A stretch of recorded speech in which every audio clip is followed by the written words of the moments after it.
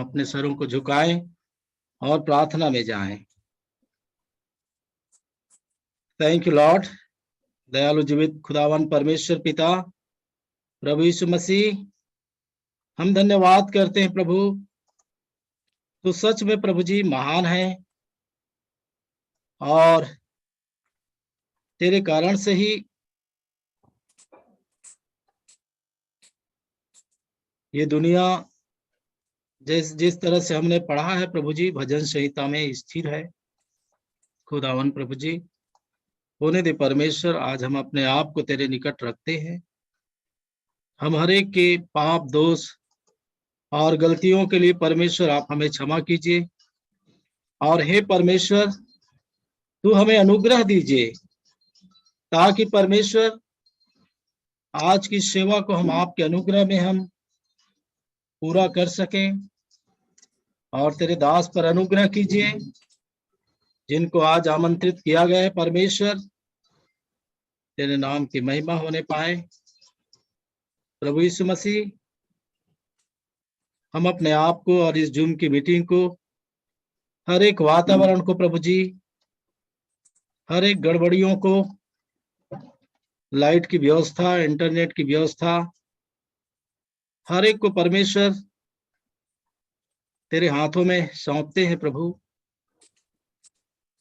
दुष्ट की कोई भी युक्ति चलने ना पाए ताकि परमेश्वर जो तेरे लोगों के लिए आज के दिन के लिए तैयार किया है प्रभु, वो हम सबको प्राप्त हो सके। खुदावन हम प्रार्थना करते हैं प्रभु जी, हम अपने आप को आज की सेवा को तेरे हाथ में रखते हैं और तेरे दास रायपुर से पीटर ब्रदर, उनकी बेटी का आज जन्म दिवस है प्रभु जी, होने दे हमारे उस बेटी पर अनुग्रह कर और अपनी आशीष दे प्रभु जी।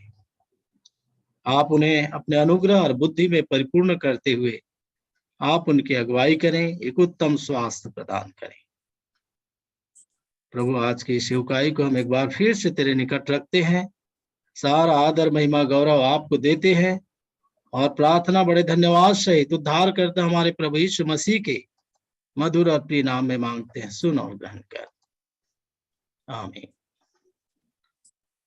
सो गॉड ब्लेस यू। प्रभु सबको आशीष दे, आमीन। मैं देख पा रहा हूं सभी को, प्रभु बहुत आशीष दे। God bless you. प्रभु के दास लोग भी जुड़े हुए हैं। सो आइए इस समय जब हम लोग आगे बढ़ते हैं, प्रभु की महिमा करेंगे। हमारे लोकल चर्च से भाई मोहर और उनकी टीम।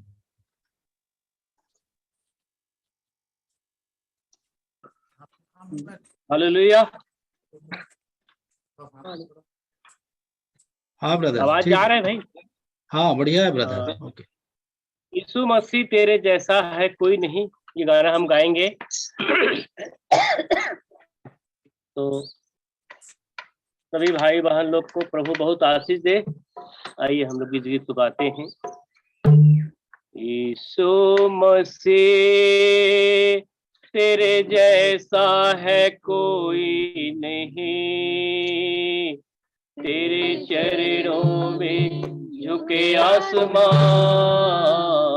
और महिमा गाए जमीन। यीशु मसीह तेरे जैसा है कोई नहीं, तेरे चरणों में झुके आसमां और महिमा गाए जमीन। हम गाए होसन्ना, तू राजाओं का है राजा, तेरी महिमा होए सदा। तू है प्रभु हमारा खुदा। हम गाए होसन्ना,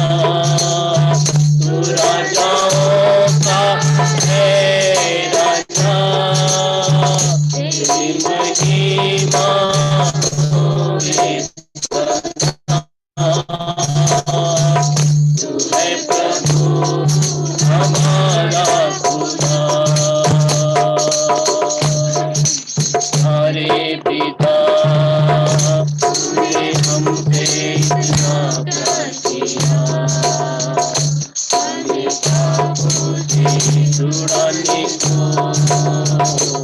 अपने बेटे को कुर्बान किया। प्यारे पिता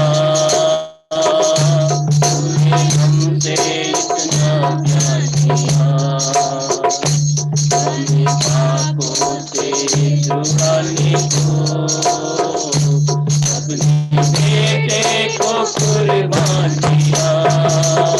हम गाए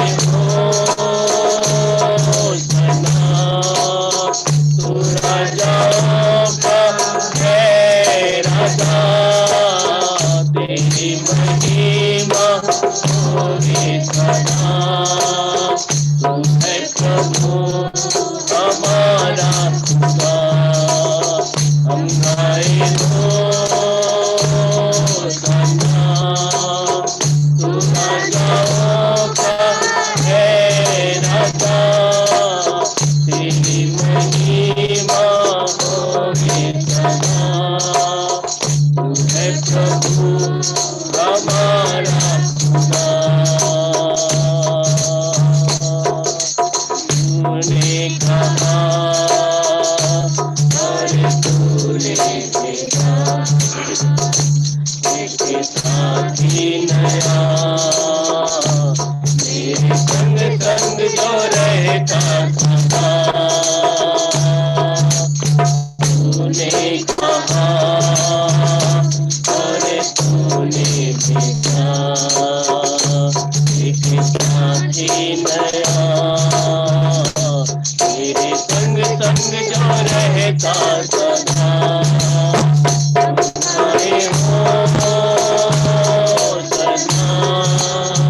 तू राजाओं का है राजा, तेरी महिमा होगी सदा। तू है प्रभु हमारा खुदा, हम गाए होसना,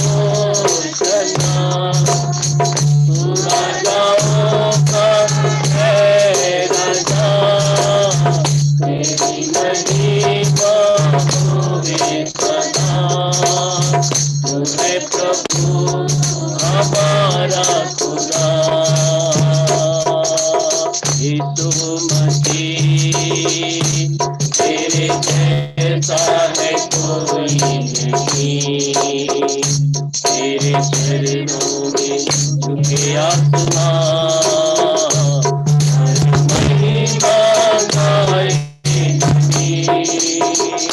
प्रभु यीशु मसीह तेरे जैसा है कोई नहीं, तेरे चरणों में झुके आसमां, हर महिमा गाए जमीन। हम गाए होसना, तू राजाओं का है राजा, तेरी महिमा होगी सदा। तू है प्रभु हमारा खुदा, हम गाए होसना, तू राजा का है राजा, तेरी महिमा होगी सदा। तू है प्रभु हमारा खुदा, तू है प्रभु हमारा खुदा। आमीन, hallelujah.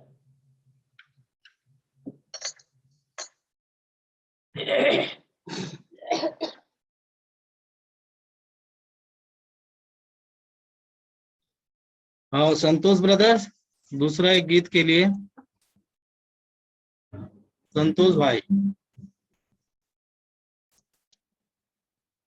Okay brother, okay. Praise the Lord. आमेन।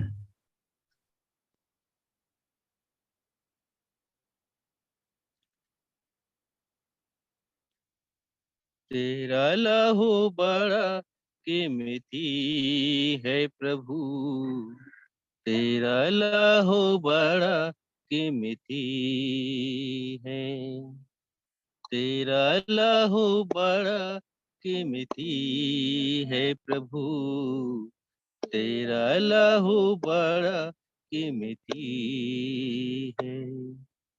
क्योंकि उस लहू में जो ताकत है, जिससे हमें पाते हैं छुटकारा, क्योंकि उस लहू में जो ताकत है, जिससे हमें पाते हैं छुटकारा, तेरा लहू बड़ा कीमती है प्रभु, तेरा लहू बड़ा कीमती है, तेरा लहू बड़ा कीमती है प्रभु, तेरा लहू बड़ा कीमती है।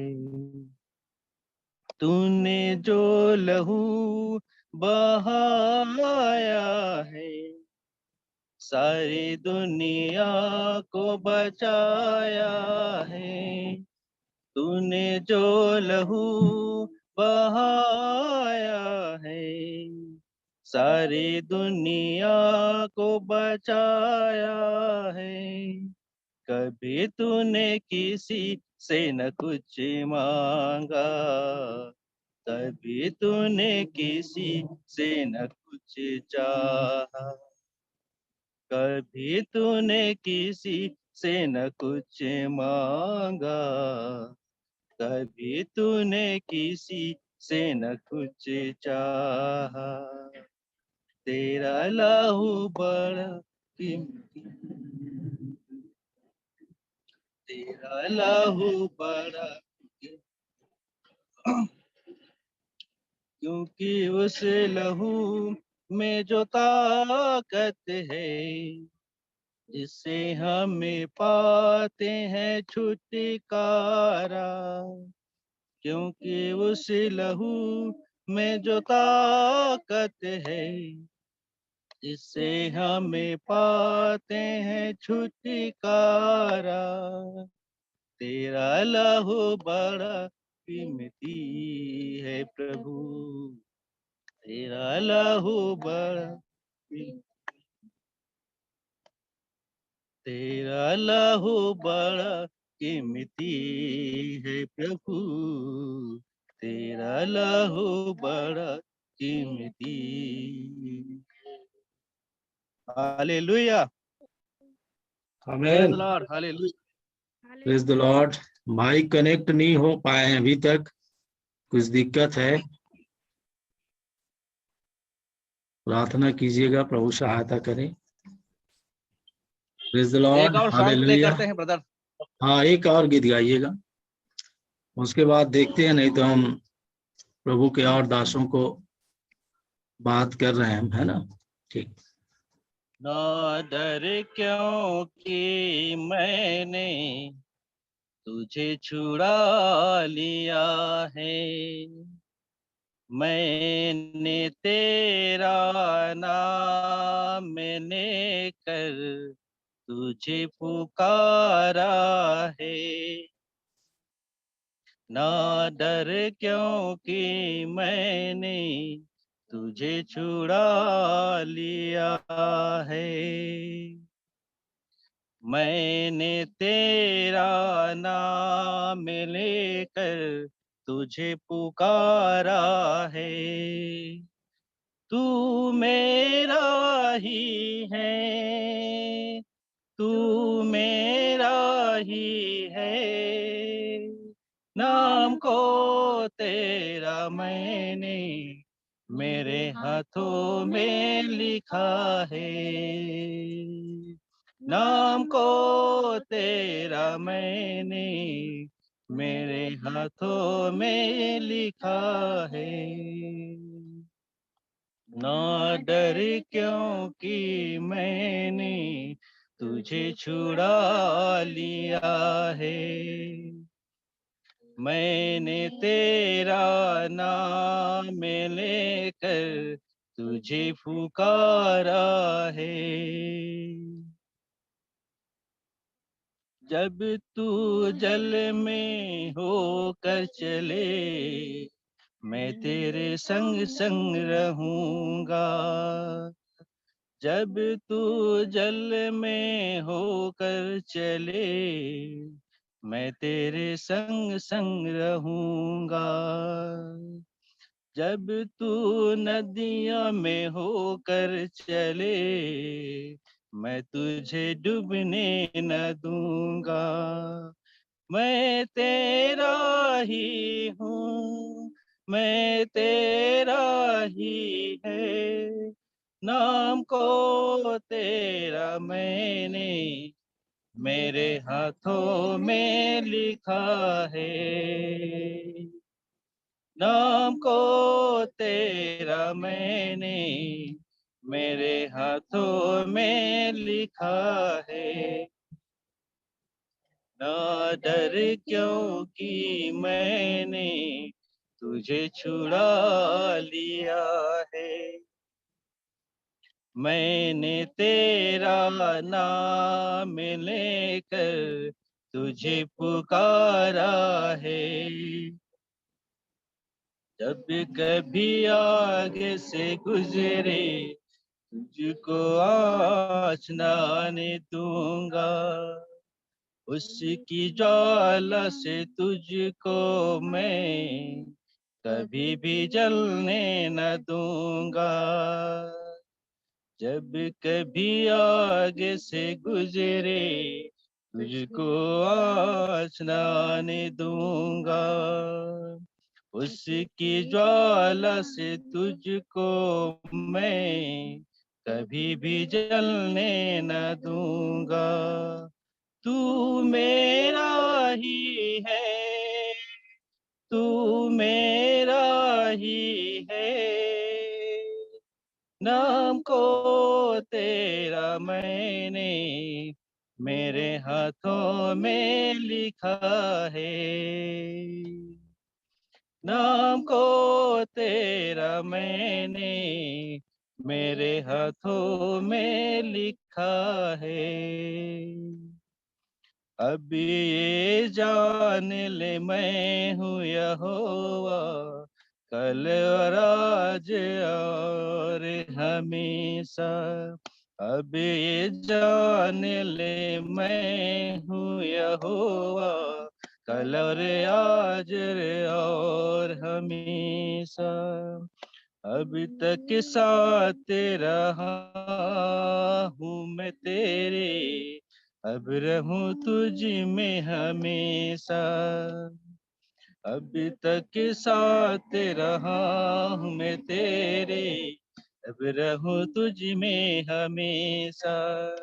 तू मेरा ही है, तू मेरा ही है, नाम को तेरा मैंने मेरे हाथों में लिखा है। नाम को मैंने मेरे हाथों में लिखा है। डर क्योंकि मैंने तुझे छुड़ा लिया है। मैंने तेरा नाम लेकर तुझे पुकारा है। तू मेरा ही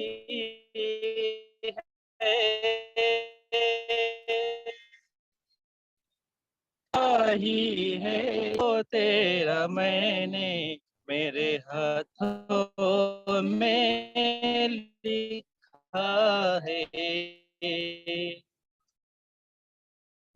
नाम को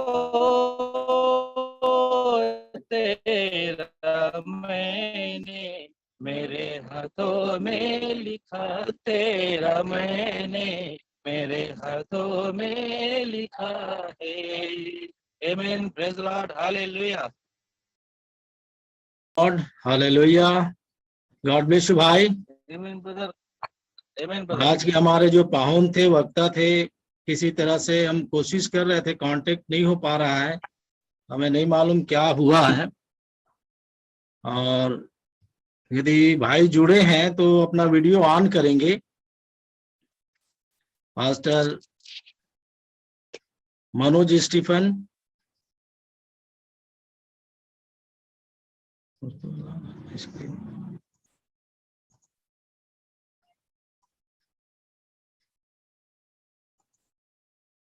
कहीं पर भी है तो प्लीज।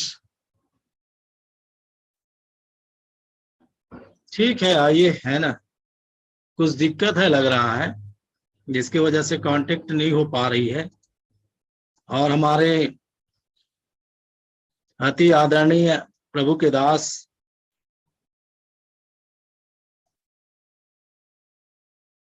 कौन है? कोई है?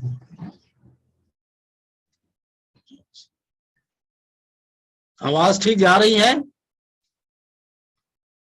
ब्रदर खेम भाई? आवाज बढ़िया है भाई, आवाज फुल है, मस्त है। हाँ, इधर लाइट नहीं है ब्रदर, आगे मान लीजिए कुछ दिक्कत होती है ना, आप संभालिएगा, है ना। हाँ ठीक ठीक। हाँ, लाइट का प्रॉब्लम आ गया है। और हमारे आदरणीय पास्टर जी जोशुआ सिंह कल का हमारे वक्ता थे, बाकी हम लोग उन्हें आज आमंत्रित कर रहे हैं, क्योंकि आज का जो वक्ता था वो जुड़ नहीं पा रहे हैं और समय भी काफी हो गया है।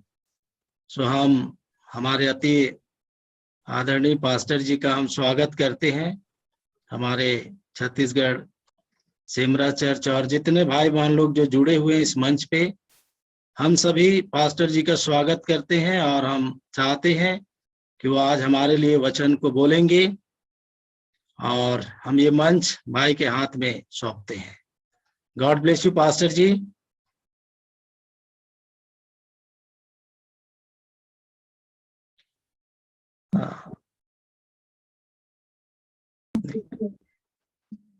गॉड ब्लेस यू भाई। मेरी आवाज आ रही है आप लोग तक? आ रही ब्रदर आवाज। आपको एक दिन पहले एडवांस में ही ब्रदर आपको स्वागत है। ठीक है ब्रदर, प्रभु आप लोग को आशीष दे। और मैं प्रभु का धन्यवाद करता हूँ और हमारे सभी भाई बहनों को यीशु मसीह के नाम में शालोम कहता हूँ। और अचानक से मुझे बोलने का अवसर मिला और मैं पूरी रीति से तैयार नहीं था, क्योंकि जिस मोबाइल में मैं अभी आप लोगों से बातचीत कर रहा हूँ वही मोबाइल में से ही मैं ले करके सब भाई ब्रनम के किताबों का और विभिन्न कोट्स जो है उसी से लेके करता हूँ। और मैं सब चीज को नोट भी नहीं कर पाया आज इतना जल्दी में। तो प्रभु की जो मर्जी है वही पूरा होता है। प्रभु का धन्यवाद करेगा ब्रदर, प्रभु अगुवाई करेगा। बिल्कुल प्रभु आपके संग है भाई। बिल्कुल भाई, मैं विश्वास करता हूँ कि परमेश्वर ही ने ऐसा होने दिया है। और यद्यपि हम नहीं जानते इस सब बातों को, लेकिन परमेश्वर करता है। और परमेश्वर ही सब बातों का करने वाला है। वही तो पृथ्वी पे उसके किसी उस इच्छा के बिना कुछ भी नहीं होता। तो परमेश्वर के वचन में लिखा है, हमारा परमेश्वर ने जो चाहा वही किया है। ये भजन संहिता की किताब में है। तो परमेश्वर का धन्यवाद हो। और भाइयों, हम परमेश्वर के वचन में जितना थोड़ा बहुत भी मुझे मैं बोलना जा रहा हूँ मेरे मन में है और परमेश्वर ने दिया है, मैं आप लोगों के सामने में रखूंगा। इससे पहले मैं एक छोटी सी प्रार्थना करना चाहूंगा। भाइयों, आप लोग भी मेरे लिए प्रार्थना कीजिए कि परमेश्वर मुझे अपने लिए अपने हाथ में लेकर के व्यवहार करे। मैं छोटी सी प्रार्थना करूं। हमारे अनुग्रहकारी दयालु परमेश्वर पिता प्रभु, मैं तेरा धन्यवाद करता हूं पिता, तेरी स्तुति करता हूं, तेरी महिमा करता हूं कि पिता तू इस शाम के समय में मुझ जैसे एक अयोग्य सेवक को प्रभु तेरे लोगों के साथ मिलकर सेवकाई करने का अवसर प्रदान किया पिता, और ये तेरी ही मर्जी थी प्रभु पिता कि मैं तेरे लोगों के साथ मिल करके आज फिर इस शाम संगति करूं, और मेरे अपने जो छोटी सी कलीसिया में भाई बहन हैं वे सब भी प्रभु आज जो जुड़े हुए हैं, और जितने प्रभु के दास, तेरे महान दास लोग प्रभु, सेवक लोग यहाँ पर जुड़े हुए हैं पिता प्रभु।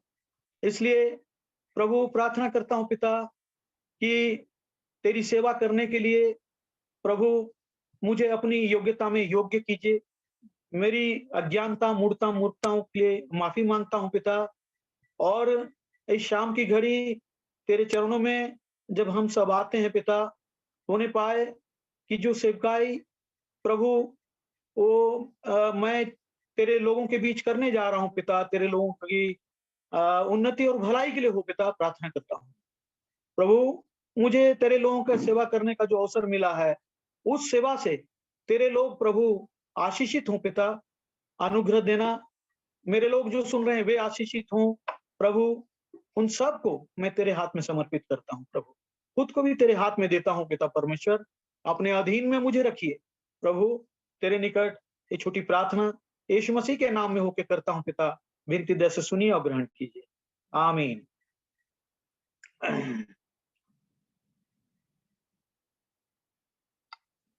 तो आइए अब आज हम सेवकाई में आगे थोड़ा सा जाएं और परमेश्वर के वचन को देखेंगे, और वचन को निकालेंगे हम आज के वचन को पढ़ने के लिए। लूका रचित सुसमाचार 7वीं अध्याय और उसका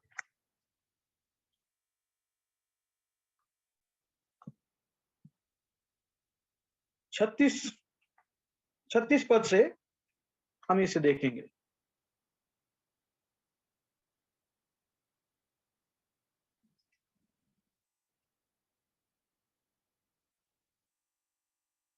में थोड़ा मदद करेंगे। ठीक है भाई। माइक है भाई, थोड़ा लाइट के यहाँ पर प्रॉब्लम। हाँ ठीक है भाई, ठीक। हाँ भाई, आप पढ़ने में मदद करेंगे खेम भाई। हाँ, ये है लूका रचित सुसमाचार 7वीं अध्याय, उसका 36 पद से उसका 50 पद तक, 50 पद तक पढ़ेंगे। थोड़ा सा लंबा हो जाएगा, पढ़ेंगे। ठीक है, आइए हम परमेश्वर के वचन को पढ़ते हैं। ठीक है, लूका 7 अध्याय उसका 36 से 50। 36 से उसको 50 जी।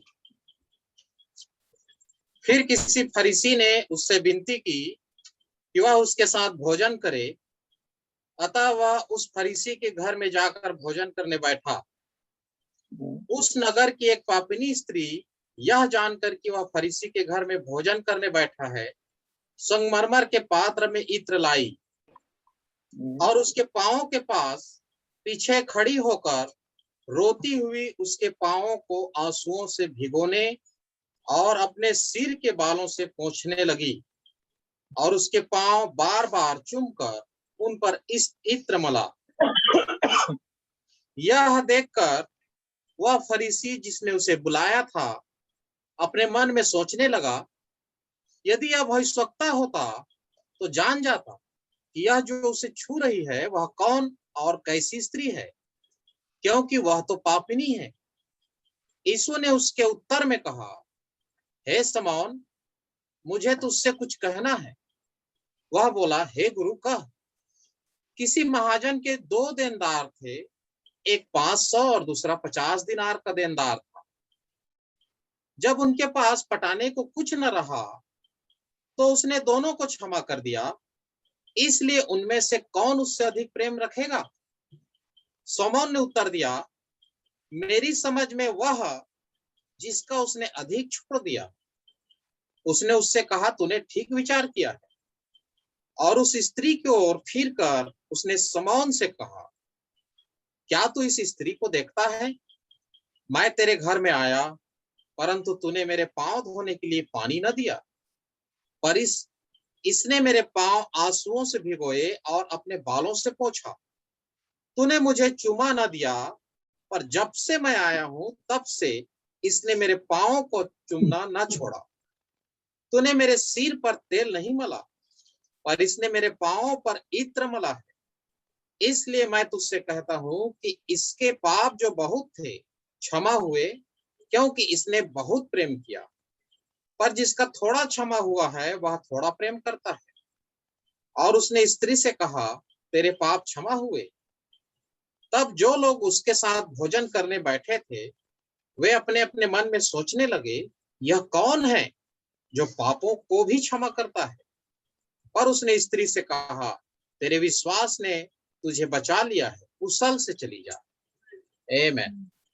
आमीन। प्रभु अपने पढ़े हुए वचन के द्वारा हम सबको आशीष दे। और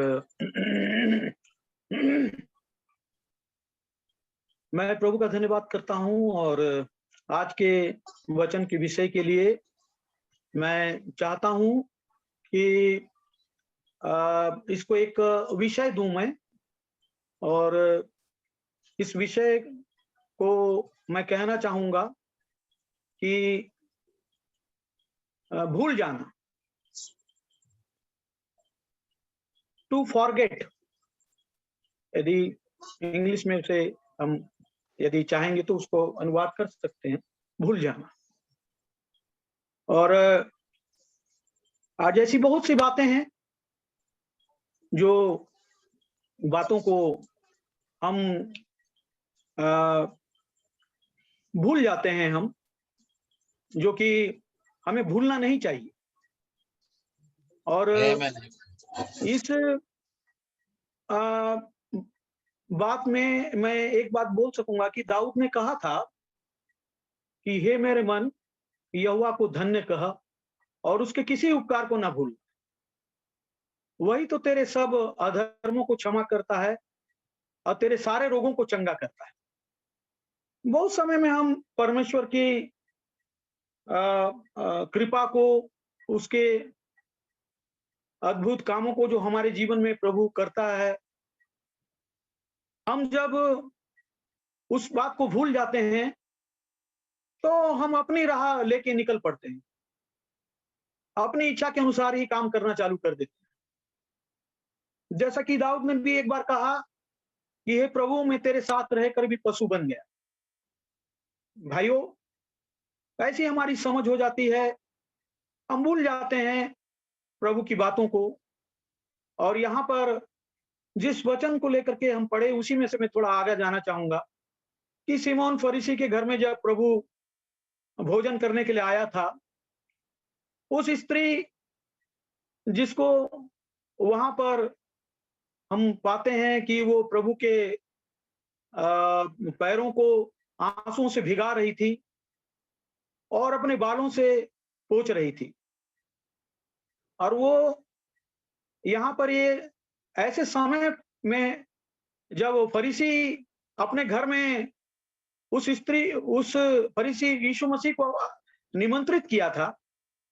और भाई ब्रनम बताते हैं कि उसने अपने एक जवान को भेजा था कि जाकर प्रभु को निमंत्रण पत्र दे करके आना कि वो मेरे यहाँ आकर के भोजन करे।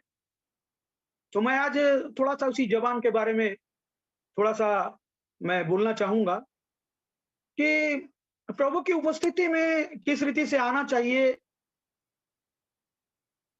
ये बहुत समय में हम भूल जाते हैं।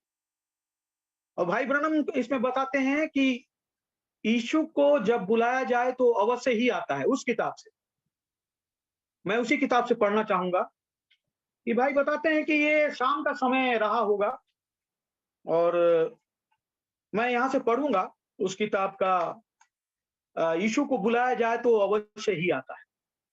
तो इस जवान के कैरेक्टर के बारे में मैं थोड़ा सा चरित्र के बारे में मैं यहां से आपको बताऊंगा।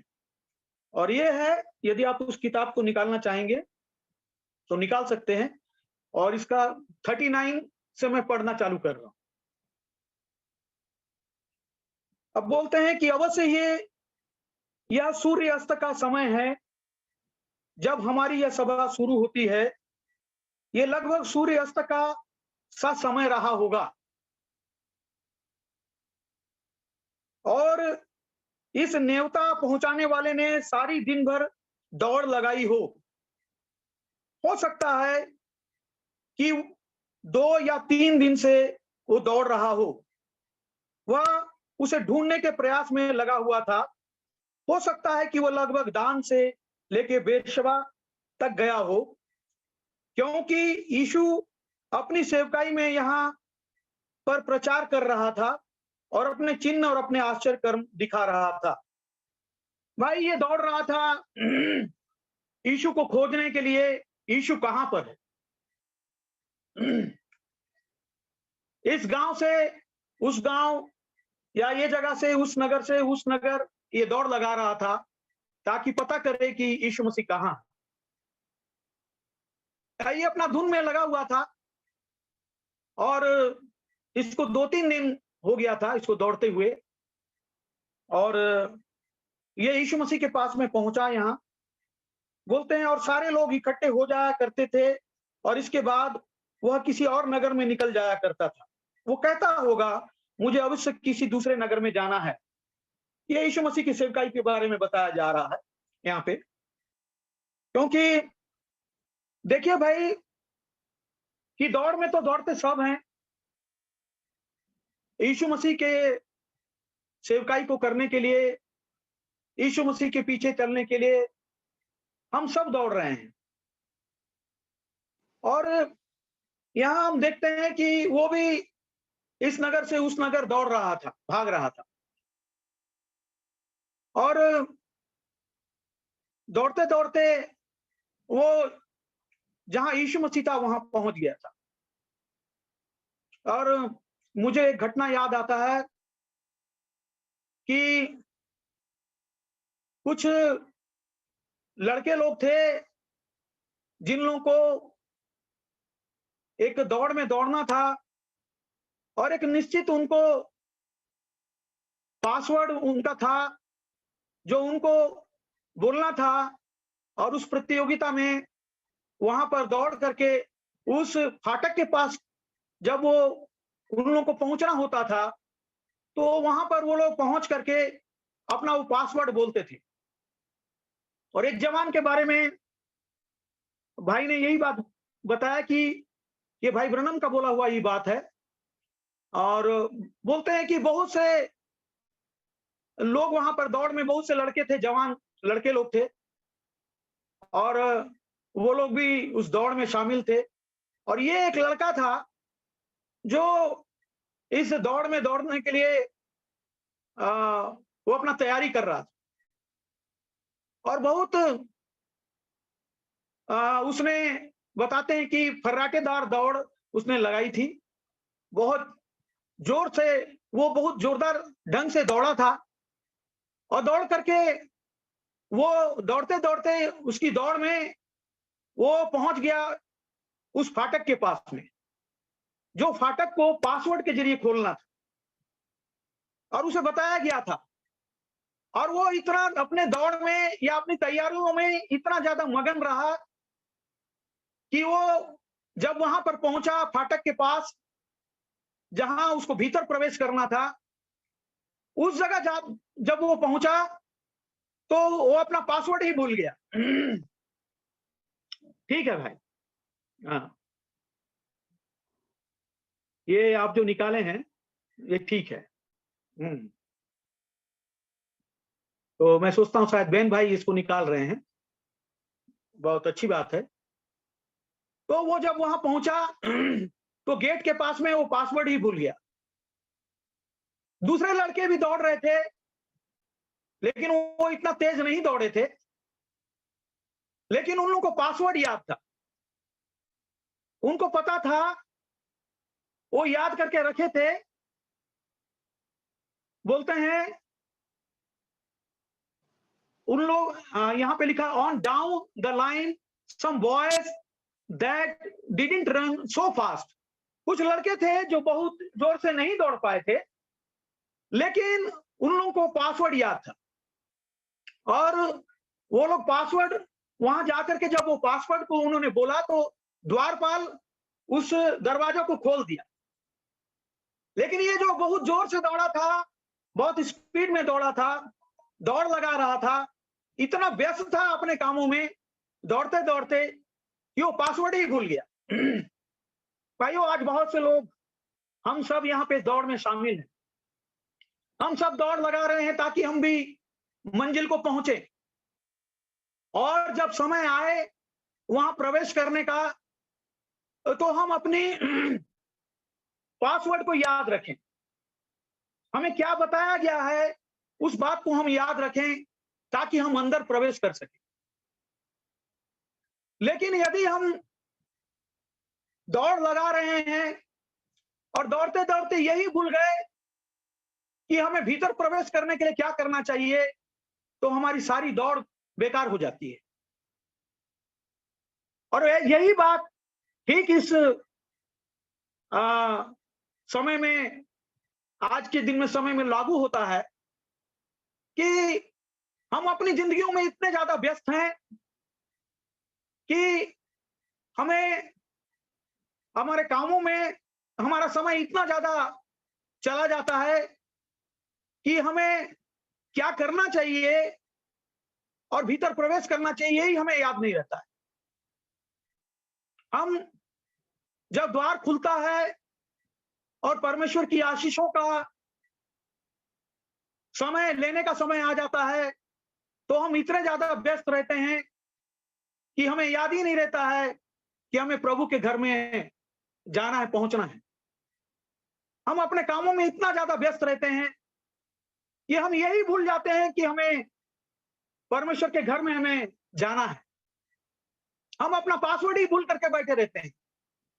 इतना ज्यादा हम काम धंधा में इतना अपना बिजी रहते हैं अपने कामों में कि प्रभु की उपस्थिति में हमें आना ही याद नहीं रहता है। और हम अपने रात दिन इससे ज्यादा हम इतना ज्यादा परिश्रम करते हैं इन सब बातों के लिए, जो कि जगत की बातें हैं, जिसको प्रभु बोला था कि तुम नाशवान भोजन के लिए परिश्रम मत करो, वरन उसके लिए करो जो अनंत जीवन तक ठहरता है।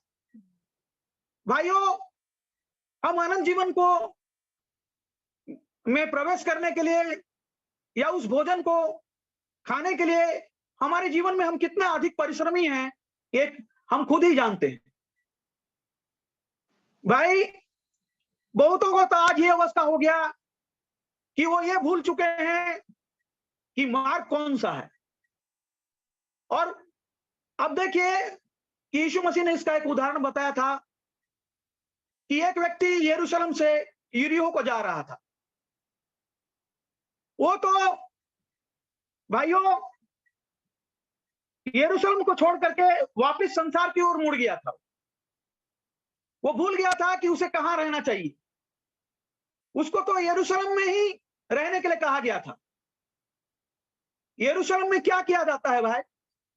यरूशलेम में परमेश्वर की आराधना, उपासना, प्रभु का धन्यवाद, प्रभु के बातों को सुनने का विषय वहां पर होता है। और ये जवान वो भूल करके वो यरूशलेम छोड़ करके यरीहो को जा रहा था। उसकी अवस्था को आप जानते हैं कि क्या हुआ। उसको इतना घायल किया गया, उसको मारपीट के अधमरा छोड़ दिया गया कि वापस यरूशलेम जाने का तक उसको हिम्मत नहीं रहा, ताकत नहीं रहा उसके पास, क्योंकि वो यरूशलेम को भूल करके यरीहो की तरफ जा रहा था। भाइयों, बहुत से जवानों का आज ये हालत है कि बपतिस्मा लिए प्रभु को ग्रहण किए हुए लोग हैं आज, लेकिन परमेश्वर की सेवकाई उनको याद नहीं। वो इतना ज्यादा अपने कामों में व्यस्त हैं कि उनको ये भी याद नहीं है कि वहां उपस्थिति देना है जहां हमारा प्रभु हमको बुलाया है। प्रभु की उपस्थिति जहां है वहां आना ही उनको याद नहीं। बपतिस्मा तो ले लिए प्रभु की सेवा करने के लिए, प्रभु की उपासना करने के लिए, प्रभु के पीछे चलने के लिए। लेकिन आज बहुत से जवानों को आप देखिए, उनको इस समय में आप उनको प्रभु की उपस्थिति में नहीं पाएंगे। वो कहीं और आपको दिखाई देंगे। उनको याद तक नहीं है कि शाम की घड़ी परमेश्वर की उपस्थिति में हमें जाना चाहिए। भूले हुए लोग दौड़ दुनिया में लगा रहे हैं, बहुत अच्छा दौड़ है उनका, लेकिन वो दौड़ केवल उनका अपना जीवन जीविका के लिए परिश्रम करना है। उनको याद तक नहीं है वो बात कि भाई सारी आशीषें, सारे उत्तम विषय जो परमेश्वर हमें दे रहा है या दिया है, उसका धन्यवाद करने के लिए हमें यरूशलेम में आना चाहिए, प्रभु की उपस्थिति में आना चाहिए। और बहुत समय तो बहुत से जवान लोग आते भी हैं, लेकिन जिस रीति से आना चाहिए, वो रीति प्रभु के पास पहुंचना चाहिए, उस रीति से वो नहीं पहुंचते हैं। या उन्हें यह भी पता नहीं रहता है कि वो परमेश्वर के बेटे और बेटियां हैं। उन्हें यह भी याद नहीं रहता है, जिसको कि भाई ब्रैनम ने उस किताब में स्पिरिचुअल एमनेशिया, उस किताब में भाई ने उस बात को बताया है। और ये नहीं जानते, उस किताब में भी आप पढ़िएगा, उन्हें ये याद तक नहीं है कि वो परमेश्वर का बेटा और बेटी है। इतना भूले हुए लोग हैं। उनको ये नहीं मालूम कि परमेश्वर की उपस्थिति में कैसे आना है। उनको ये नहीं मालूम कि कैसे वस्त्र पहनने हैं, कैसे अपना व्यवहार करना है, कैसे बातें करना है। भूल गए हैं भाई। ना उन लोग अपने खाने पीने के ऊपर में, उनको क्या परमेश्वर खाने के लिए बताया, क्या नहीं खाने के लिए बताया, वो भी उनको याद नहीं। आज देखिए जवानों का हालत क्या हो रहा है। जवान बच्चे हैं, और यहां तक कि बहुत तो जवान तो छोड़िए, बूढ़े और अधेड़ उम्र के भी लोगों का भी ये अवस्था है। क्यों? उनको याद भी नहीं है कि प्रभु की उपस्थिति में हमें कैसे आना है। वो परमेश्वर के बेटा बेटी हैं, लेकिन उन्हें यही पता नहीं है कि कैसे हमें मसीहों के जैसा व्यवहार करना है, कैसे हमें वो आचरण करना है जिसके लिए प्रभु ने हमें बुलाया है। भूल बैठे हैं उन सब बातों को। यहां देखिए, मैं इस जवान के बारे में थोड़ा सा बताऊंगा आपको कि ये जवान भी बहुत अच्छा दौड़ लगाया। यहां बोलते हैं 40 पद में, और उसका एक कठिन समय रहा था। शायद वो कफरनहूम गया हो और लोगों ने उसे बताया हो। क्यों? वो तो 1 सप्ताह पहले ही यहां से चला गया था। वो कफरनहूम में, उसको दौड़ते दौड़ते वहां पहुंच गया था कफरनहूम में, लेकिन कफरनहूम में उसे यीशु मसीह नहीं मिला। वो कहीं दूसरा, लोगों ने बताया कि वो 1 सप्ताह पहले यहां से चला गया है। बोलते हैं और हम बिल्कुल ठीक ठीक यह नहीं जानते हैं कि वो कहां चला गया है। और उन लोग बताए कि प्रभु यहां आया था, लेकिन अभी हमको मालूम नहीं है कि प्रभु कहां चला गया है, हमको ठीक ठीक मालूम नहीं है। और बोलते हैं वो थक गया था, उसके बाल पसीने से गीले हो गए थे, और उसके पैर धूल से सने हुए थे, और उन पर से पसीना टपक रहा था, जबकि वह उस स्थान पर आया जहां यीशु बोल रहा था। देखिए, यीशु जहां बात कर रहा था, खोजते खोजते आखिर वो पा ही गया वो जगह में जहां यीशु मसीह वहां पे बोल रहा था। उस जगह में वो पहुंच गया। अब मैं प्रभु की उपस्थिति में आने के बारे में ही आपको थोड़ा सा यहाँ बताऊंगा कि कैसे भूल जाते हैं कि लोग प्रभु की उपस्थिति में कैसे आना चाहिए। उनको याद तक नहीं रहता है ये बात। देखिए, और यीशु भी थका हुआ था, और उसे बोलते हुए सारा दिन हो गया था, और बोलते रहने की वजह से उसका मुंह सूख गया था, और उसके हाथ कपकपाते हुए से लग रहे थे, और उसकी आंखें थक चुकी थी। जबकि सूरज डूबने लगा था, और वह यीशु से मिलना चाहता था, और उसके पास यीशु के लिए एक पैगाम था। और अब देखिए कि यीशु के आसपास चारों ओर 12 पुरुष रहते थे, जो लोगों को यीशु से दूर रखते थे। देखिए भाई, वो कुछ पैगाम लेकर के प्रभु के पास में गया था, और ये पैगाम था, ये संदेश था, ये संदेश शिमोन फरीसी का संदेश था। ये शिमोन फरीसी ने उसको ये संदेश भिजवाया था। उसी पैगाम को लेके, उसी संदेश को लेकर के वो दौड़ रहा था, ताकि वो संदेश को, उस निमंत्रण पत्र को यीशु मसीह को वो दे। भाई यहाँ पे हम देखते हैं कि जब वो पहुंचा तो वहां पे उसका चेले लोग उसके आसपास थे, और उसे मिलने देना उस समय नहीं चाहते थे, क्योंकि यीशु मसीह बहुत थका हुआ था। और बोलते हैं क्योंकि लोग उसके ऊपर में चढ़े आते थे। 42 पद में हम देख रहे हैं इसको। और इस प्रकार हमें यह देखने को मिलता है कि यीशु के आदमी उसे तो अवश्य ही आना था।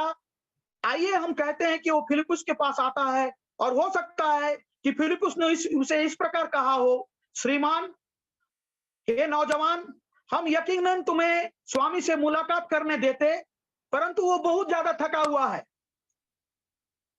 और हमें तो बस उसको देखते रहना होता है, क्योंकि वो तो बस काम में तब तक लगा रहता है जब तक कि वह लगभग गिर सा नहीं जाता।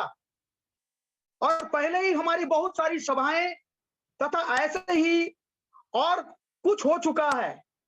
मुझे माफ करना, मैं नहीं सोचता हूं कि हम ऐसा करवा सकें।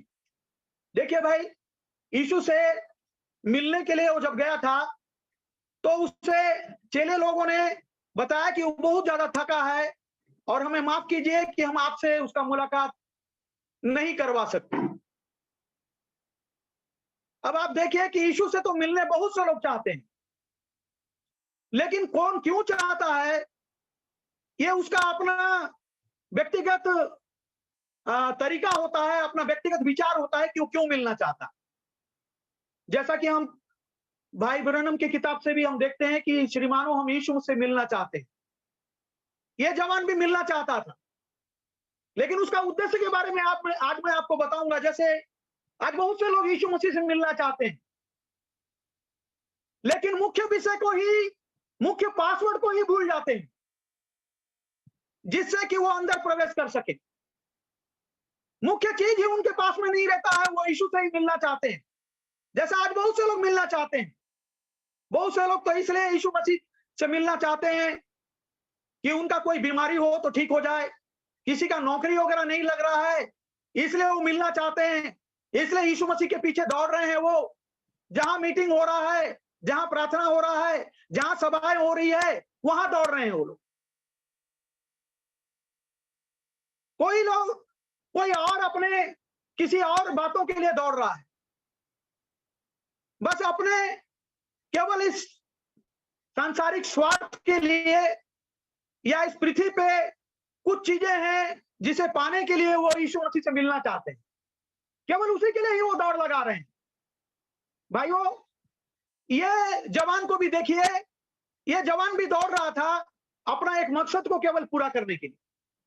वो इतना दौड़ प्रभु को पाने के लिए नहीं लगा रहा था, वास्तव में प्रभु को वो अपना उद्धार करता और उसके वचन को सुन के वचन को ग्रहण करने के लिए दौड़ नहीं लगाया था। वो तो अपना एक काम को पूरा करना चाह रहा था जो उसे दिया था, क्योंकि शिमोन फरीसी के यहाँ वो शायद उसका दास रहा या उसका नौकर रहा, वो उसको दिया हुआ जो पैगाम था केवल उसी को पहुंचाना चाहता था, केवल अपना ड्यूटी पूरा करना चाहता था। जैसे आज बहुत से लोग एक तो छोटा मोटा ड्यूटी निभा रहे हैं प्रभु के पास आने के लिए, प्रभु की उपस्थिति में केवल एक सामान्य ड्यूटी दे रहे हैं, जो कि वास्तव में प्रभु की इच्छा के अनुसार वो दौड़ रहे हैं, प्रभु के पास में नहीं आ रहे, केवल अपना मतलब, अपना स्वार्थ पूरा होने के लिए ही दौड़ रहे हैं। उनको वास्तव में प्रभु से प्रेम नहीं है कि वो परमेश्वर के राज्य में प्रवेश करें।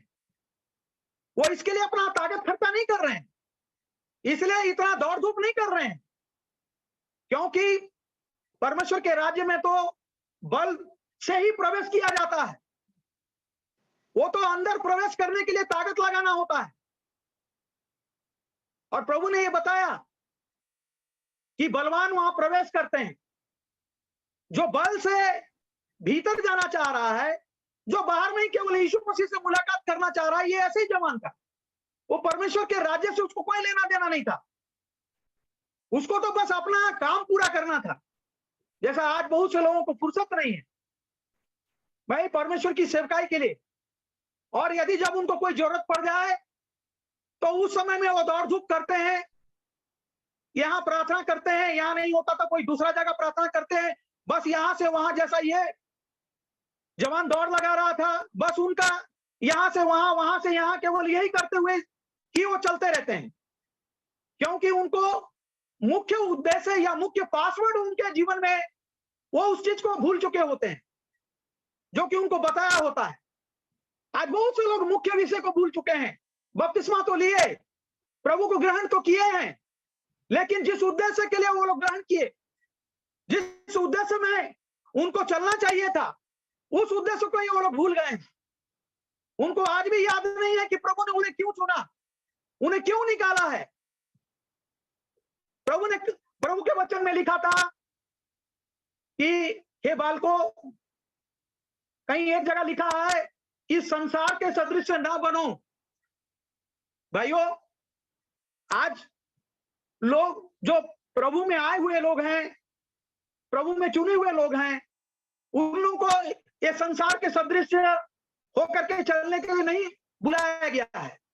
जैसा ये संसार चलता है, जैसा ये पहनते हैं, जैसा उड़ते हैं, जैसा बातचीत करते हैं, और जिस प्रकार का ये खाना पीना, नाच और गाना, जो कुछ आज चल रहा है, उनको जो पासवर्ड बताया गया था, वो पासवर्ड ही ये लोग भूल चुके हैं। आज उनको याद ही नहीं है। वो तो आत्मिक एमनेशिया में चले गए लोग हैं। उनको अब यह भी याद नहीं है कि वो परमेश्वर का एक बेटा और बेटी है।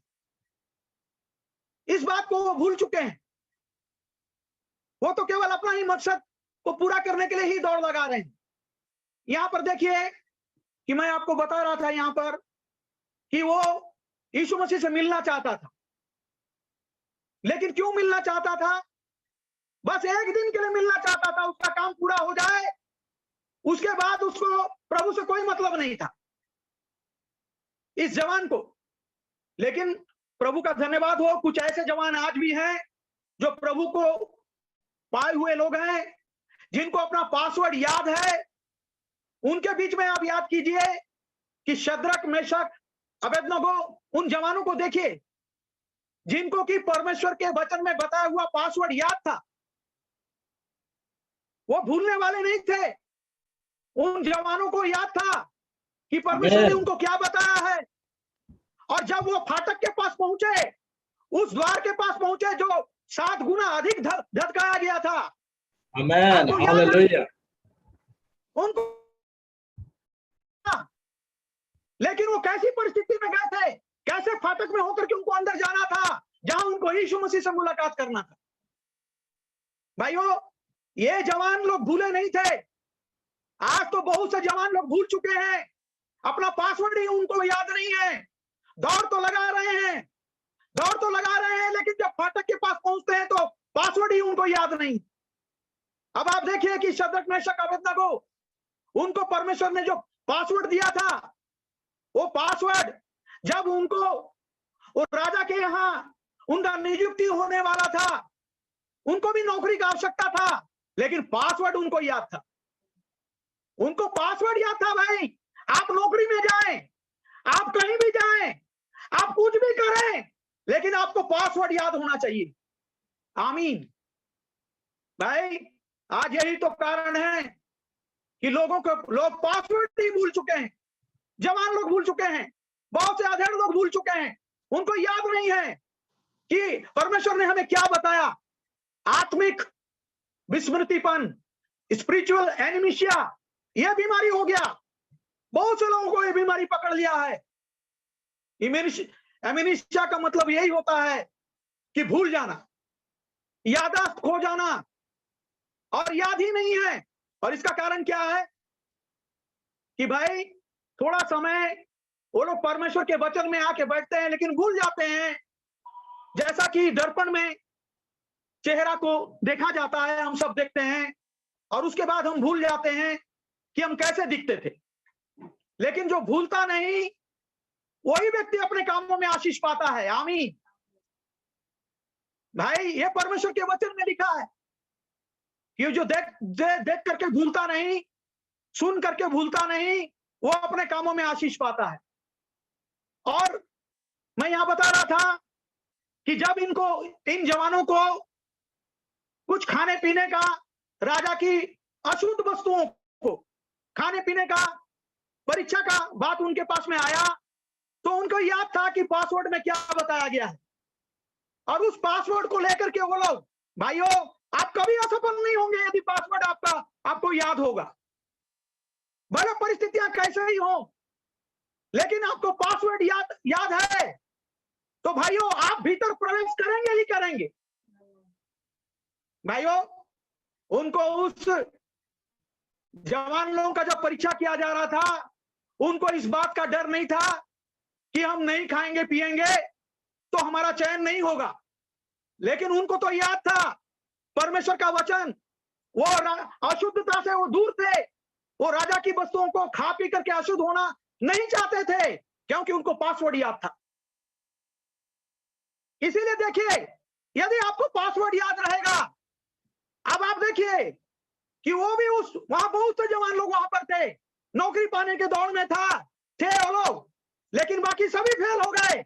लेकिन आप देखिए, शद्रक, मेशक, अबेदनगो परमेश्वर के वचन को याद रखने के कारण से, उन लोग अपना पासवर्ड याद रखने के कारण से उनको परमेश्वर की आशीष मिला, उन राजा के वो लोग नौकरी पाए। वो लोग, भाई यदि पासवर्ड याद है तो परमेश्वर की उत्तम से उत्तम आशीष आपको मिलेगा। आमीन। आपको पासवर्ड याद रखना है। ये थोड़े से समय के लिए, थोड़े से समय का आनंद, थोड़ी सी समय की ऐशो आराम, हम उस चीज को देख करके पासवर्ड ही भूल जाते हैं, और यही गलती कर बैठते हैं हम लोग। हम सोचते हैं बहुत समय में, जब हम अपना दिमाग लगाते हैं कि यहाँ यदि हम परमेश्वर के वचन के साथ में बने रहेंगे तो दुनिया तो हमें पसंद नहीं करता है, हम कैसे ये नौकरी पाएंगे, कैसा ये सारी चीजों को पाएंगे, हम सोच लेते हैं भाई। लेकिन याद रखिए कि परमेश्वर, यदि हम नहीं भूलते अपना पासवर्ड, तो परमेश्वर भी नहीं भूलता हमें। परमेश्वर भी कभी नहीं त्यागता भाई। जब शद्रक, मेशक, अबेदनगो को ये पासवर्ड याद था कि मुझे छोड़ किसी दूसरे को ईश्वर करके ना मानना, उन लोग इतनी भारी परेशानी में, भारी संकट में, जबकि उनको आग की भट्टी में डाल दिया जाना था, तो भी उन लोग पासवर्ड को थाम करके थे, और वो लोग उस अग्नि के भयंकर भट्टी के अंदर में भी प्रवेश कर गए। वो जानते थे कि हमको परमेश्वर पासवर्ड दिया है, और वहां उनको यीशु से मुलाकात मिला उनको। भाइयों, हम अपने पासवर्ड को याद रखें। लेकिन देखिए, परमेश्वर की उपस्थिति में आने के बाद भी हम इतना ज्यादा सचेतन नहीं रहते। जब ये परमेश्वर के महान दास लोग, जो प्रभु के सेवक लोग हैं, यहाँ बैठे हुए बहुत से परमेश्वर के महान दास लोग होंगे, इन लोग हम लोग को पासवर्ड बताते हैं। इन लोग जो पासवर्ड, परमेश्वर के वचन का पासवर्ड हमें देते हैं, भाइयों, प्रभु इन भाइयों को बहुत आशीष दे, इन हमारे सेवकों को, क्योंकि यही हमें पासवर्ड का स्मरण दिलाते हैं, ताकि हम पासवर्ड को याद रखें, पासवर्ड भूल ना जाएं। भाइयों, प्रभु का धन्यवाद हो, इन महान सेवकों के लिए प्रभु की स्तुति हो, ये 5 प्रकार के लोगों के लिए प्रभु का धन्यवाद हो कि इन लोग परमेश्वर के वचन में जो सेवकाई करते हैं। यदि कोई भी जवान, कोई भी अधेड़, कोई भी बच्चा हो, यदि वो पासवर्ड याद रखेगा, तो यीशु मसीह से मुलाकात कर सकेगा और उन आशीषों को पा सकेगा जो आशीषें वो चाहता है कि प्रभु उनको दे। इसलिए प्रभु ने कहा था, मांगो तो तुम्हें दिया जाएगा। भाइयों, लेकिन हम भूल जाते हैं कि हमें परमेश्वर की उपस्थिति में कैसे जाना चाहिए और कैसे मांगना चाहिए। इस जवान के बारे में यहां पर मैं आपको बताना चाह रहा हूं कि ये जवान जो कि वहां पे गया था, वो शमौन फरीसी के घर में दास था। शमौन उसके लिए बहुत बड़ा आदमी था। उसको ये बात याद था कि उसके पास, शमौन के पास में कैसे जाना चाहिए, शमौन के घर में कैसे रहना चाहिए, शमौन का आदर इज्जत कैसे होना चाहिए, वो अपने उस शमौन स्वामी को, उसको वो बहुत ही ज्यादा उच्च स्थान दिया था उसने। इसीलिए आप जिसको अपने जीवन में उच्च स्थान देंगे, उसी का आपके जीवन में आदर रहेगा। आप उसी का आदर करेंगे जो जीवन में आपने जिसको ऊंचा स्थान दिया हो। आपके जीवन में आप उसको आदर नहीं दे सकते, आप उससे ढंग से मुलाकात नहीं कर सकते जिसको आप सही रीति से अपने हृदय में आदर इज्जत नहीं दिए।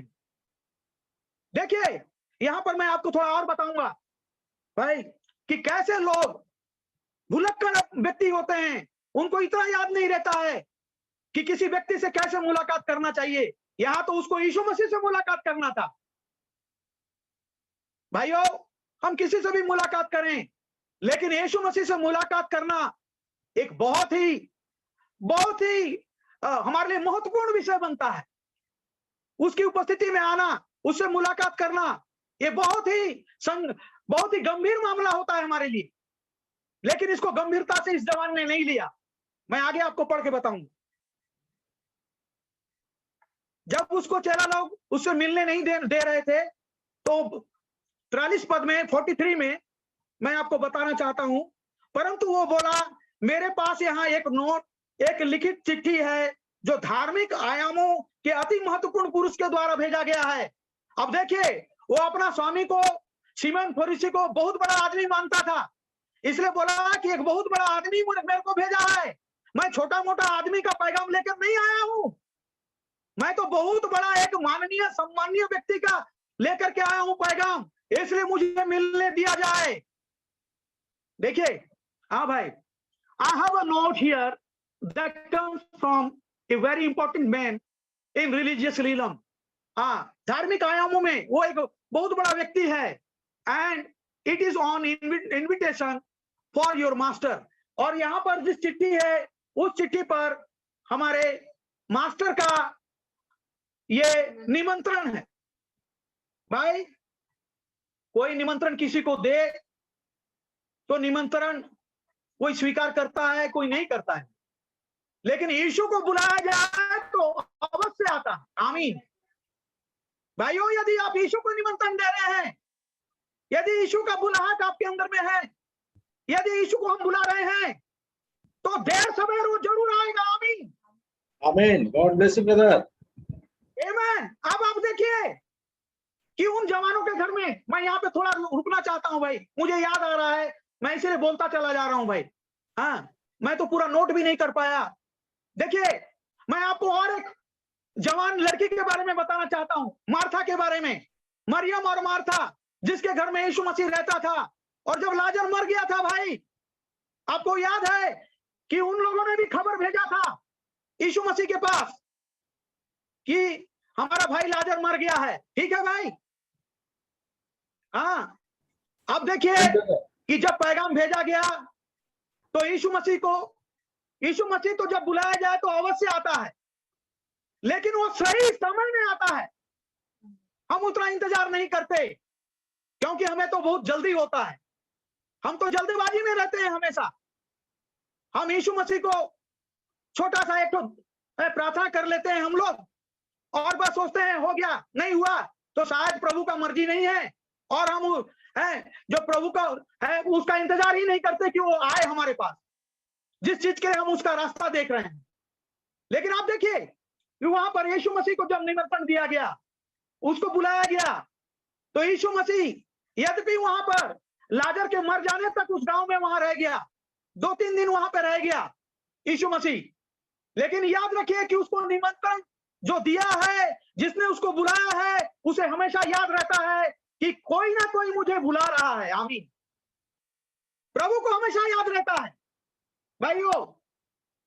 आप देखिए कि जब वो वहां पर आया, तो ये जो उस वहां पर बैठे थे, रो रहे थे, जब उसको पता चल गया मार्था को, तो उठ करके वो निकल करके आई और प्रभु से भेंट करने के लिए आई। और जब भेंट करने के लिए आई, तो भेंट करने का तरीका देखिए, वो आकर के गुस्सा नहीं हुई कि हमने आपको बुलाया लेकिन आप आए नहीं, यहां तक कि हमारा भाई लाजर मर गया, और मर के अब 4 दिन हो गया, अभी तू आया है। भाई बोलते हैं कि ऐसा बोलने का अधिकार तो था, लेकिन फिर भी आप देखिए उसका नम्र स्वभाव। बोले प्रभु तू यहाँ होता तो मेरा भाई ना मरता।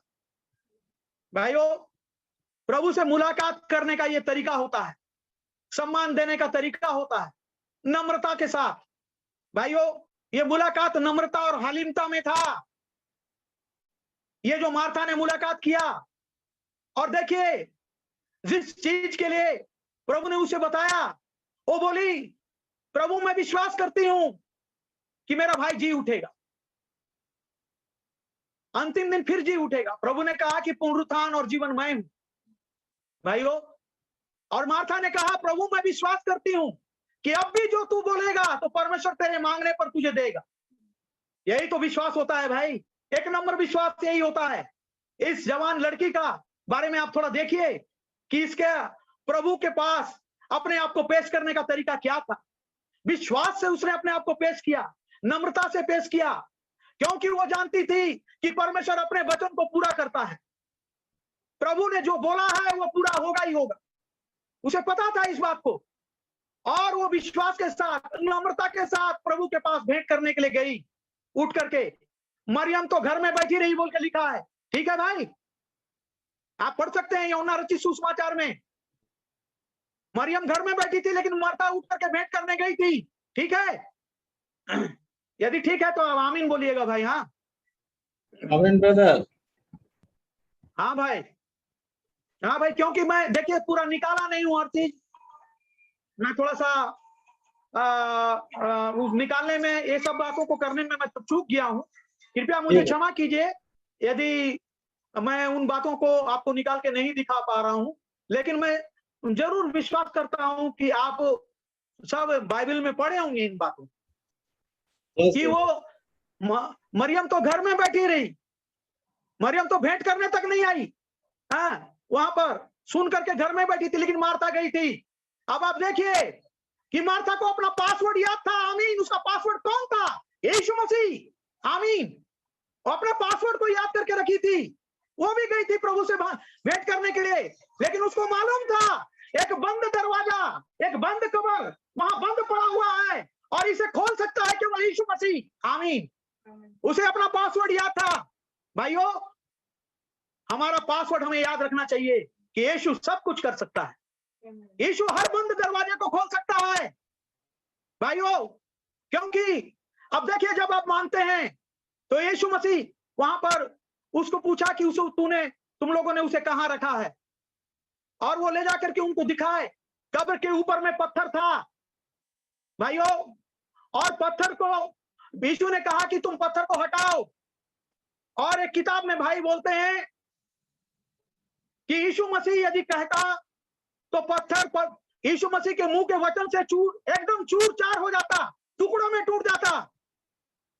लेकिन उसने क्यों कहा कि तुम पत्थर को हटाओ? भाइयों, यही चीज भाई ब्रह्म बोलते हैं कि हमें भी कुछ करना होता है। प्रभु सब काम प्रभु नहीं करता, प्रभु कुछ हमें भी करने के लिए दिया है। आपको मुझे भी कुछ करना होता है। प्रभु के जो बातों को हम पाना चाहते हैं, जो प्रभु से मिलना चाहते हैं, प्रभु के आश्चर्य कर्मों को देखना चाहते हैं, तो हमें भी कुछ करना होता है। प्रभु चाहता तो बोल सकता था पत्थर टूट करके अलग हट जा, तो अलग हट जाता। लेकिन क्यों प्रभु उनको बोला? आपको याद है कि मूसा को परमेश्वर ने बोला कि अपना हाथ बढ़ा, अपना लाठी बढ़ा, जो बंद वहां समुद्र अपना रास्ता बंद करके रखा था। भाइयों, ये कभी कभी आपको भी और मेरे को भी कुछ करना होता है। कुछ काम परमेश्वर के हाथ में रखा होता है और कुछ आपके और मेरे हाथ में रखा होता है। ये होना चाहिए कि हम प्रभु के पास में जाएं और प्रभु से सुने कि हमें क्या करना है भाइयों, और उस बात को याद रखें कि प्रभु ने हमें क्या करने के लिए बताया। सब बंद दरवाजे खुल सकते हैं भाई, लेकिन यदि हमें प्रभु का पासवर्ड याद रहता है, यदि हम वचन याद रखते हैं, यदि हम यीशु मसीह को स्मरण में रखते हैं, अपने हृदय में रखते हैं, और हम विश्वास करते हैं कि जैसा मार्था बोली कि प्रभु अभी भी तू यदि जो बोलेगा तो वैसा ही हो जाएगा। आमीन। भाइयों, अब आप देखिए क्या वैसा ही वहां नहीं हुआ है? वहां पे जब पत्थर को हटा दिया गया तो बंद दरवाजे से लाजर बाहर निकल करके आया, जो सड़ा हुआ था, जो 4 दिन से सड़ गया था। भाइयों, हर बंद दरवाजा खुल सकता है। हमें बस पासवर्ड याद रखना चाहिए। आमीन। हमें सही तरीके से परमेश्वर के पास में जाना चाहिए। भाई, प्रभु आपको आशीष दे। आप हटाया हुआ पत्थर को आप दिखा रहे हैं, वहां पे प्रभु यीशु मसीह को खड़ा हुआ दिखा रहे हैं वहां। भाइयों देखिए, लेकिन ये पत्थर परमेश्वर हटा सकता था, भाई बोलते हैं, लेकिन इसीलिए तो आपको हटाना होता है। भाइयों, इसीलिए हमें भी अपना पत्थर को, जो बात रुकावटें होता है हमारे लिए, हमें उस पत्थर को हमें हटाना होता है। देखिए भाई, जैसा प्रभु ने कहा, मन फिराओ, मन फिराना और यीशु मसीह के नाम में बपतिस्मा लेना, ये हमारा काम होता है। और आप में से और हम में से बहुत सारे लोग, भाइयों, बपतिस्मा लेने के लिए हम प्रभु के सेवक लोग के पास में जाते हैं, क्योंकि वो काम हमें करना होता है। लेकिन जब हम बपतिस्मा लेते हैं तो पवित्र आत्मा परमेश्वर को देना होता है। आमीन। जब हम पासवर्ड याद रखते हैं और हम चलते रहते हैं तो परमेश्वर हमें वो पवित्र आत्मा देता है, क्योंकि हम पवित्र आत्मा के जरिए उस देह में प्रवेश करते हैं।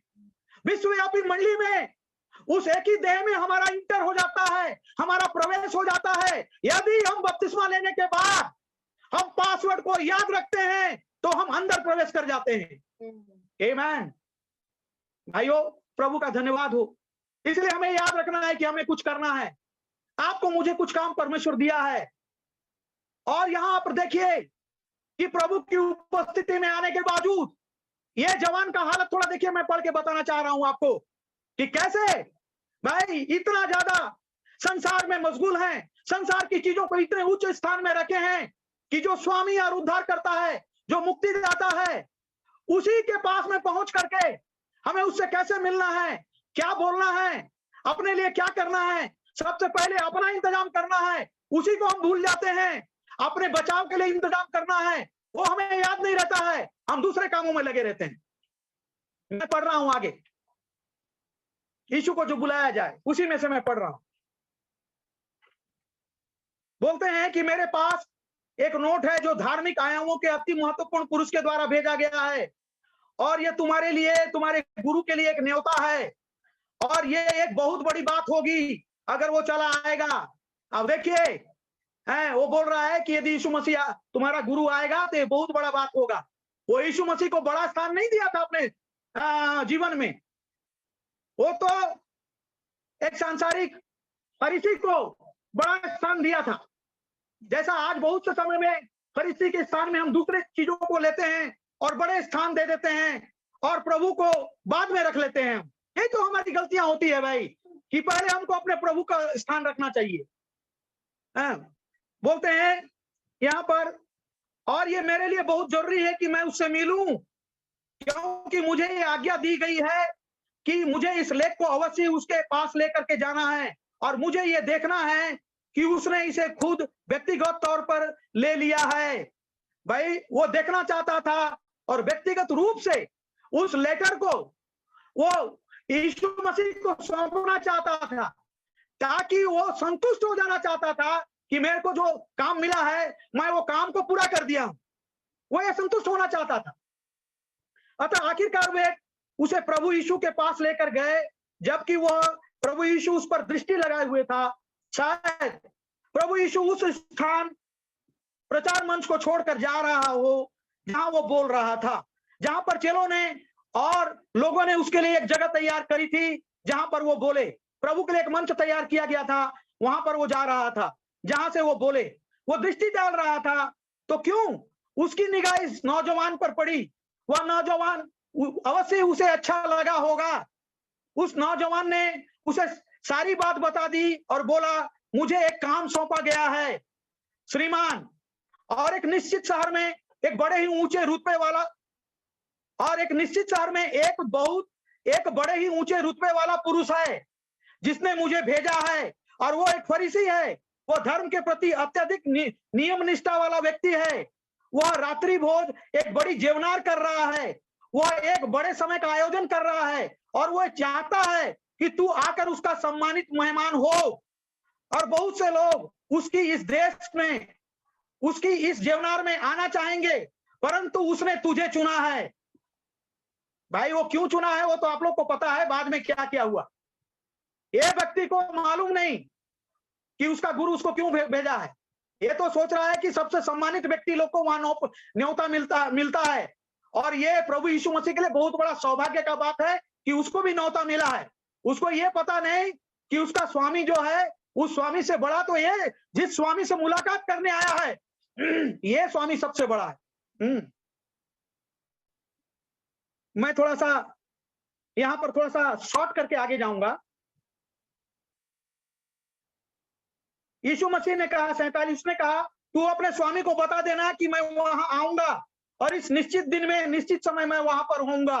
देखिए यीशु मसीह को बुलाया जाए तो आता है। आमीन।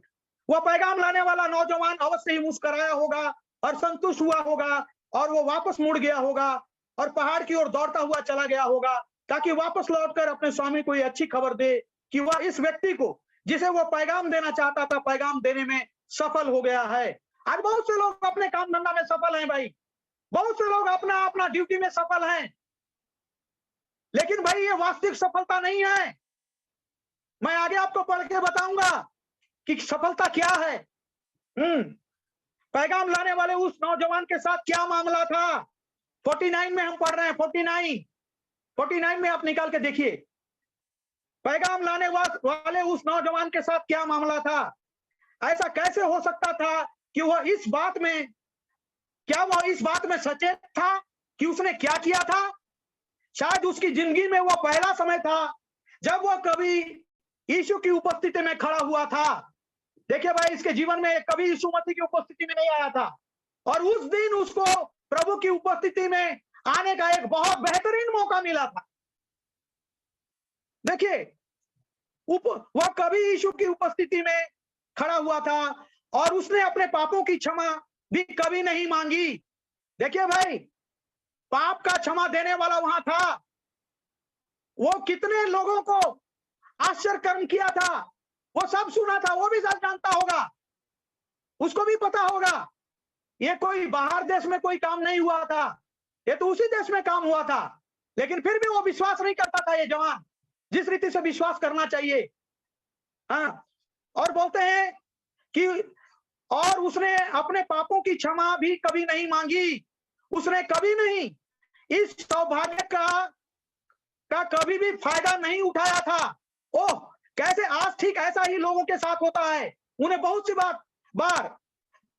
सी बार इस बात का एहसास होता है कि वे उसकी उपस्थिति में हैं, और वे फिर भी अपने पापों की क्षमा कभी नहीं मांगते। क्या आज ऐसा ही नहीं होता भाई? क्या आज ऐसा ही नहीं है? लोग प्रभु की उपस्थिति में आते हैं लेकिन अपनी गलती का क्षमा नहीं मांगते। इतना बेहतरीन मौका को वो लोग खो देते हैं। हाँ, और बोलते हैं ठीक है, ऐसा ही हुआ, शायद उसे ऐसा मौका फिर कभी और किसी समय प्रदान नहीं किया गया। उसने अपने इस आखिरी मौके को ही ठुकरा दिया जब वह अपने पापों की माफी मांग सकता था। वह ऐसा कभी कैसे कर सकता था? ये नौजवान अपने स्वामी के पास से इस पैगाम को लाने के लिए इतना ज्यादा कैसे सिमटा हुआ था कि वह इस बात में ही चूक गया कि वह परमेश्वर की पुत्र की उपस्थिति में था और वह अपने पापों की क्षमा मांग सकता था। वह सारा का सारा एक व्यापारिक मुद्दा था। भाइयों, कैसे चूक गया? देखिए कैसे उसने प्रभु की उपस्थिति में परमेश्वर के अनुग्रह, परमेश्वर की दया, परमेश्वर के क्षमा को पाने के लिए चूक गया। वो तो केवल अपने बात में पागल था। ऐसे ही आज अपने ही बात में लोग जैसे पागल हैं, अपने कामों को करने के लिए पागल हैं, प्रभु की उपस्थिति में तो आते हैं लेकिन फिर भी मौका को चूकते हैं, और बहुत से लोग चूक रहे हैं। भाइयों, हमें नहीं चूकना चाहिए भाई। प्रभु की उपस्थिति में जब आते हैं तो हमें मौका का फायदा उठाना चाहिए, हमें इन सभाओं का फायदा उठाना चाहिए। इन परमेश्वर के दास लोग जो प्रचार करते हैं वहां ध्यान से सुनना चाहिए और अपने आप को देखना चाहिए। भाई, मौका बार बार नहीं मिलता है, इसको तो दोबारा मौका कभी नहीं मिला। ये तो अच्छा बात है कि आपको मुझे परमेश्वर हर दिन मौका दे रहा। भाइयों, लेकिन क्या हम अलर्ट हैं? क्या हम इस बात के लिए सचेत हैं कि हम प्रभु की उपस्थिति में हम जो मौका पाए हैं, क्या हम मौके का फायदा उठाते हैं? क्या मालूम हमारे लिए क्या वो मौका आखिरी हो या उसके बाद हमें कभी मौका मिले या ना मिले। भाइयों, जब मौका मिल जाता है तो मौके का फायदा हमें उठाना चाहिए। जैसे वचन में लिखा है, अवसर को बहुमूल्य जानो। भाइयों, ये अवसर का बहुमूल्यता को जान नहीं सका। जैसे आज बहुत से लोग परमेश्वर की उपस्थिति में आते हैं, लेकिन उस बहुमूल्य अवसर को खो बैठते हैं, जो कि उसको इस जीवन में और अनंत जीवन तक वो परमेश्वर का अनुग्रह और आशीष और पापों की क्षमा और विभिन्न प्रकार की बातें जो कि उसको यहां भी मिलेगा और परमेश्वर के राज में भी मिलेगा, उसे पाने से चूक जाते। भाइयों, इसीलिए तो बहुत से लोग जब प्रभु को कई बुलाहट को पाए, प्रभु उनको बुलाया, तो देखिए मौका को चूक गए। कोई तो बोला मेरा व्यापार में, कोई बोला मैं अपने पिता को कब्र दे के आता हूं, और किसी और ने किसी बहाना को बनाया और प्रभु की उपस्थिति में आने का मौका को उन्होंने ठुकरा दिया। उनको प्रभु का निमंत्रण मिला था, यह तो प्रभु को निमंत्रण मिला था, लेकिन बहुत समय व्यक्तिगत रूप से परमेश्वर हमें निमंत्रण देता है। जैसे उसके भोज में बहुतों को बुलाया गया और भोज को उन लोगों ने तुच्छ जान लिया, निमंत्रण को ठुकरा दिया। कोई शादी और कोई बैल खरीदा बोला और कोई और किसी खेत खरीदा और अपने बहुमूल्य निमंत्रण को उन्होंने ठुकरा दिया। भाई, उनका क्या हुआ आप जानते हैं? फिर उनको कभी मौका नहीं दिया गया। ठीक है भाई, उनको फिर वापस कभी मौका नहीं मिला। भाइयों, हमें जो भी मौका मिलता है, प्रभु की उपस्थिति में जब हम आ जाते हैं, मौका का अवसर का लाभ उठाना चाहिए। हम प्रभु की उपस्थिति में जब भी हम जाते हैं, हमें इंतजार करना चाहिए कि परमेश्वर हमारे लिए क्या रखा। भाइयों, ये चूक गया बोल के लिखा हुआ है। बोलते हैं कि वो परमेश्वर की उपस्थिति में था, वह उससे पापों की क्षमा मांग सकता था, लेकिन ये सारा का सारा एक व्यापारिक मुद्दा था। बोलते हैं कि और आप जानते हैं कि कुछ उसी प्रकार से आज लोग करते हैं। मसीह एक व्यापारिक मुद्दा बन गया है, एक सामाजिक मुद्दा बन गया है, ताकि लोग कलीसिया में शामिल हो जाएं, बस अपने व्यापार या किसी काम के लिए एक बेहतर सामाजिक स्थिति में आ जाएं। आज लोग क्यों मंडली में शामिल हुए हैं भाई, कलीसिया में शामिल हुए हैं? बहुत से लोग तो ये व्यापारिक मुद्दा है, पेट ही उनका ईश्वर है। उन लोग तो केवल कुछ लाभ के लिए ही आते हैं। जैसा यीशु मसीह के समय बहुत से लोग यीशु मसीह की उपस्थिति में आए, लेकिन वो लोग वास्तविक लाभ को उन लोग ले नहीं सके। वो दुनिया की चीजें तो उनको मिल गया, किसी को आंख मिल गया, किसी को पैर मिल गया, किसी का रोग ठीक हो गया, किसी को और कुछ मिल गया भाइयों, लेकिन वास्तविक विषय को पाने में वो चूक गए, वास्तविक अवसर को वो चूक गए थे। भाइयों, ऐसे ही आज हमारे साथ भी बहुत समय में हो जाता है, हम अवसर चूक जाते हैं और हम उसके बाद उस अवसर को दोबारा पा नहीं पाते। भाइयों, यहाँ पे लिखा गया है, यहाँ बता रहे हैं भाई कि आप अपने पड़ोस में एक थोड़ी बेहतर स्थिति में खड़े हो जाएं। मसीह के पास आने का और प्रायश्चित करने का यह वह असली मकसद नहीं है भाई। असली मकसद के लिए लोग नहीं आते, जैसा कि एक पापी को करना चाहिए। बहुत सी बार कलीसिया में लोगों को ठीक मसीह की उपस्थिति के भीतर लाया जाता है और वे उसे ठुकरा देते हैं और वे वैसा ही विवेकपूर्ण काम करते हैं जैसा इस पैगाम लाने वाले नौजवान ने किया। जब उसे इस बात का एहसास हो गया था कि प्रभु यीशु कौन था, तो उसे तो अपने घुटनों पर गिर जाना चाहिए था और उसे यह कहना चाहिए था, हे गुरु, मेरे पास तेरे लिए एक पैगाम है, और उसे यह कहना चाहिए था। परंतु सबसे पहले मैं तुझसे यह चाहता हूं कि तू मुझे क्षमा कर दे। भाइयों, क्या सबसे पहला विषय यही नहीं होना चाहिए जब हम प्रभु की उपस्थिति में आते हैं? हे प्रभु, मुझे माफ कर दे। अपनी गलतियों का क्षमा नहीं मांगना चाहिए क्या? प्रभु की उपस्थिति में जब भी हम आते हैं, चाहे हम बूढ़े, चाहे जवान, चाहे कोई भी हो, भाइयों, हमें उस स्थिति में सबसे पहले तो यही करना चाहिए था।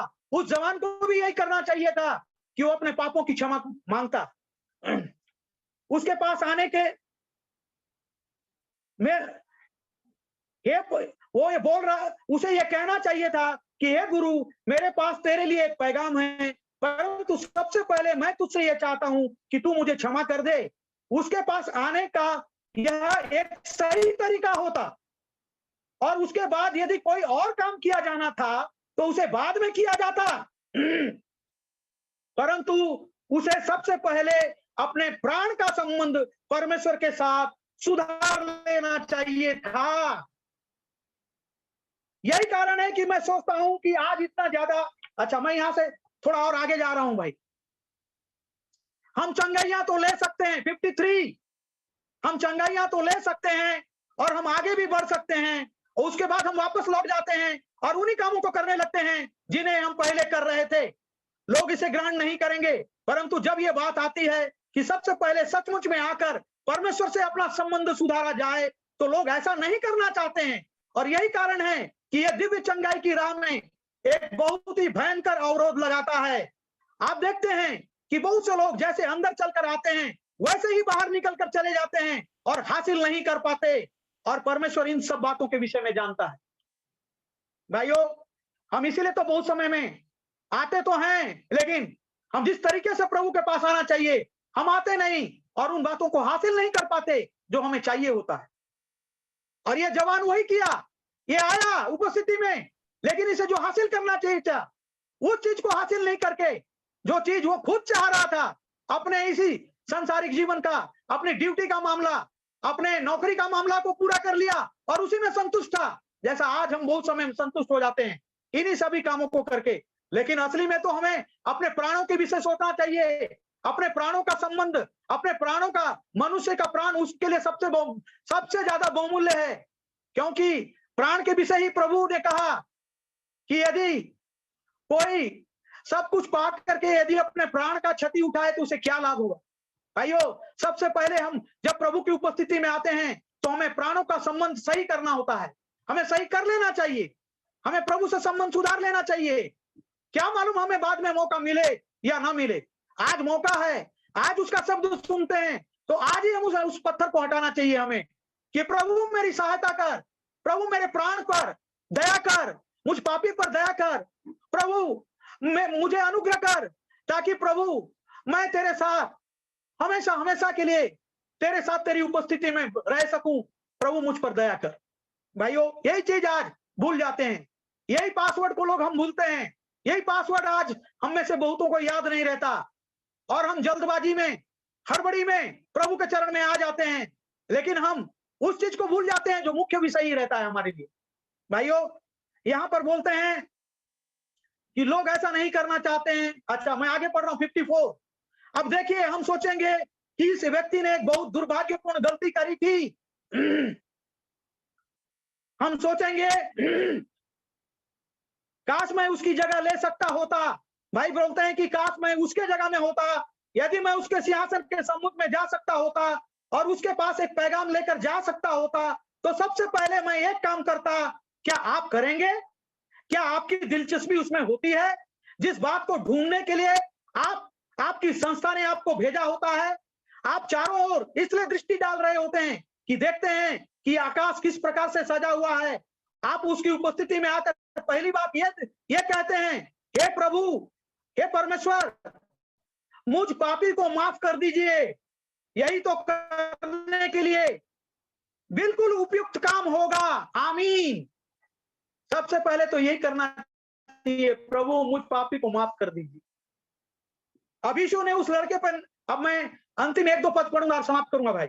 यीशु उस लड़के पर नजर जमा कर देख रहा था जबकि वो वहां से दूर चले जा रहा था। देखिए, अब ये यीशु से दूर भी हो रहा है, लेकिन यीशु मसीह इस पर दृष्टि लगाए हुए है। भाइयों, यरूशलेम से भागने वाले लोग आज बहुत से भागे हैं, लेकिन क्या प्रभु अपना दृष्टि नहीं लगाया है यरूशलेम का यूरियो की तरफ? लेकिन फिर भी प्रभु वहां पर उसके लिए दृष्टि लगाए हुए था और उसको वापस यरूशलेम ही परमेश्वर ही लेकर के गया, वापस पहुंचाया अपने जगह में। भाइयों, जहां उसको जरूरत था, जहां उसकी आवश्यकता था, उस जगह सामरी आकर के उसका सहायता किया। भाइयों, यहां मैं आगे थोड़ा पढ़ूंगा। जब ये जवान दौड़ के चला जा रहा था, बस अपना ड्यूटी पूरा कर दिया, सोच लिया कि अब मेरा काम पूरा हो गया। और जैसे हमारे भाषा में बोलते हैं इधर, दिन बूढ़े भूती पूरे, मतलब जैसा बहुत से लोग काम में लगे रहते हैं, शाम होने का इंतजार करते रहते हैं, जो मजदूर लोग लगे रहते हैं, जैसा तैसा ढिलाई में जैसा तैसा करके दिन पूरा कर लेते हैं और मजदूरी की आशा लगा के रखते हैं, ठीक ढंग से काम नहीं करते जैसा उनको करना चाहिए। उसीलिए कहावत बनाया गया है कि दिन बूढ़े और भूती पूरे। आप छत्तीसगढ़ वाले अच्छे से जानते होंगे, हम जितने छत्तीसगढ़ वाले हैं यही करते हैं। ड्यूटी एक हो, बस ड्यूटी करना है और फिर बाद में भूल जाना है। यही तो एमनेशिया है, यही तो सचेतन नहीं रहना है कि हम प्रभु की उपस्थिति में कैसे आते हैं। बोलते हैं जब वो दूर जा रहा था, हो सकता है कि यीशु के दिमाग में ये एक बात आई हो कि उस लड़के ने क्यों ऐसा नहीं किया। क्या ऐसे इसलिए था क्योंकि वो इस बात में सचेत नहीं था कि यीशु कौन था। चलिए, क्या मैं यह इस बात कह सकता हूं कि मैं धर्म विरोधी नहीं हूं, पर इसलिए नहीं क्योंकि एक सभा है या कोई और सभा है, परंतु मैं सोचता हूं कि मामला आज बहुत लोगों के साथ बिल्कुल ठीक वैसा ही मामला है। लोग इसके प्रति सचेत नहीं है। वे देखते हैं कि वचन की बिल्कुल ठीक ठीक पहचान कराई जाती है, परंतु वह इसके प्रति सचेत नहीं है कि यह कौन है। वे कुछ होते हुए देखेंगे और कहेंगे, ओ ये बहुत ही बड़ा अद्भुत है, ये तो बड़ा ही अच्छा है, परंतु आप इस बात में सचेत नहीं है कि ये क्या है। यदि ऐसा होता तो लोग प्रायश्चित कर रहे होते और आंसू बह रहे होते, रोना और दुहाई देना हो रहा होता। शहर में एक ऐसी बेदारी हो गई होती कि आप में से आधे तो सुबह से पहले ही बंद हो गए होते। ये सही बात है यदि हम इस बात में सचेत होते कि ये क्या है, क्योंकि हर उस मौके को छोड़कर आगे बढ़ जाते हैं और उस मौके को ही गंवा बैठते हैं। भाइयों, मैं यहीं पर ही समाप्त करने जा रहा हूं। समय हो चुका है, थोड़ा सा समय हो गया है, मुझे क्षमा कर देंगे। लेकिन भाइयों, मैं आज यही बोलना चाह रहा था भाइयों कि हम जागृत रहें, हम सचेत रहें, हम अवेयर रहें। पिछले दिनों हमारे थापा भाई ने भी स्पिरिचुअल अवेयरनेस के ऊपर में प्रचार किया था कि हम भूल जाते हैं भाइयों। और आज यही स्थिति है कि परमेश्वर के बेटा और बेटियां होने के बाद भी हमें याद नहीं रहता कि हमें कैसे आचरण करना है, कैसे व्यवहार करना है, कैसे मसीही जिंदगी जीना है। हम भूल बैठते हैं और एमनेशिया की स्थिति में चले जाते हैं, जैसा कि वो जवान जो कि आत्मिक एमनेशिया भाई के किताब में पढ़ सकेंगे बाद में कि वो भूल गया था, लेकिन एक दिन वो उन लोगों को जेलों में रखा गया था। एक दिन उनको कहीं पर ट्रेन लेकर के गया था और समुद्र के किनारे या किसी पानी के पास में, किसी पहाड़ी के पास ऊंचे, अचानक वो दृश्य सब याद आने लगा और वो चल करके गया वहां पर और उसे याद आ गया कि वो ये जगह उसी का है। और वो क्योंकि वो उस समय में वो एमनेशिया में था, उसे याद नहीं था कि वो किसका लड़का कहाँ है। लेकिन एक दिन जब वो उस जगह पे पहुंचा तो उसे याद आ गया कि अरे ये तो वही जगह है जहां मैं रहता था। और ऐसा सोचते हुए वो जब आगे बढ़ता रहा तो आगे जाते हुए वो इस छोटी सी एक झोपड़ी के पास पहुंचता है जहां उसका बाप आता है। बाप निकल के आता है, उसे गले लगा लेता है और बोलता है कि बेटा, मुझे तो बताया गया था कि तू मर गया है, लेकिन मुझे विश्वास था कि तू कहीं ना कहीं पर है। और उसे याद आ गया कि वही मेरा बाप है, उसे स्मरण आ गया। जैसा आज बहुत से लोगों को बाप कौन है, माँ कौन है, भाई कौन है, कैसे व्यवहार करना चाहिए, आज भूल बैठे हैं। माता के साथ कैसे आदर करना चाहिए, पिता का कैसे आदर करना चाहिए, माँ बाप के साथ कैसे रहना चाहिए, पास्टर के साथ कैसे रहना चाहिए, भूल बैठे हैं भाई। अमनेशिया, परमेश्वर का वचन याद नहीं है भाइयों। प्रभु दया करे मुझ पर। प्रभु आप सुनने वाले सभी भाई बहन जवान सभी भाइयों के ऊपर में प्रभु अनुग्रह करे कि हम पासवर्ड को याद रखें।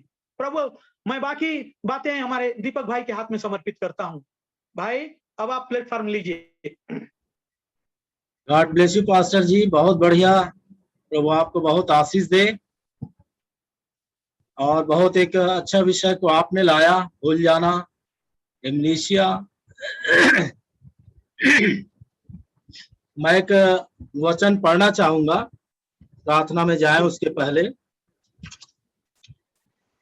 शायद बीच में हमारे ब्रदर जो दिल्ली से हैं, मनोज स्टीफन जी जुड़ गए थे और कुछ भी कारण से नहीं जुड़ पाए थे, किंतु प्रभु ने अगुवाई किया है। हम विश्वास करते हैं प्रभु के दास पर अनुग्रह किया और हमारे जरूरत के विषय को बहुत सुंदर तरीके से पवित्र आत्मा की अगुवाई में हमारे लिए रखे हैं कि हम तो भूल जाते हैं मगर यीशु नहीं भूलता। जब उसको बुलाया जाता है तो अवश्य आता है। बहुत अच्छा ब्रदर, प्रभु आशीष करे। मैं एक वचन पढ़ना चाहूंगा, दूसरा तीमुथियुस की पत्री अध्याय 2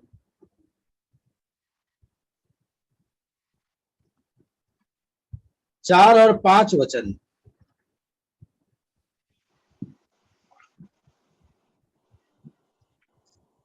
जब कोई योद्धा लड़ाई पर जाता है,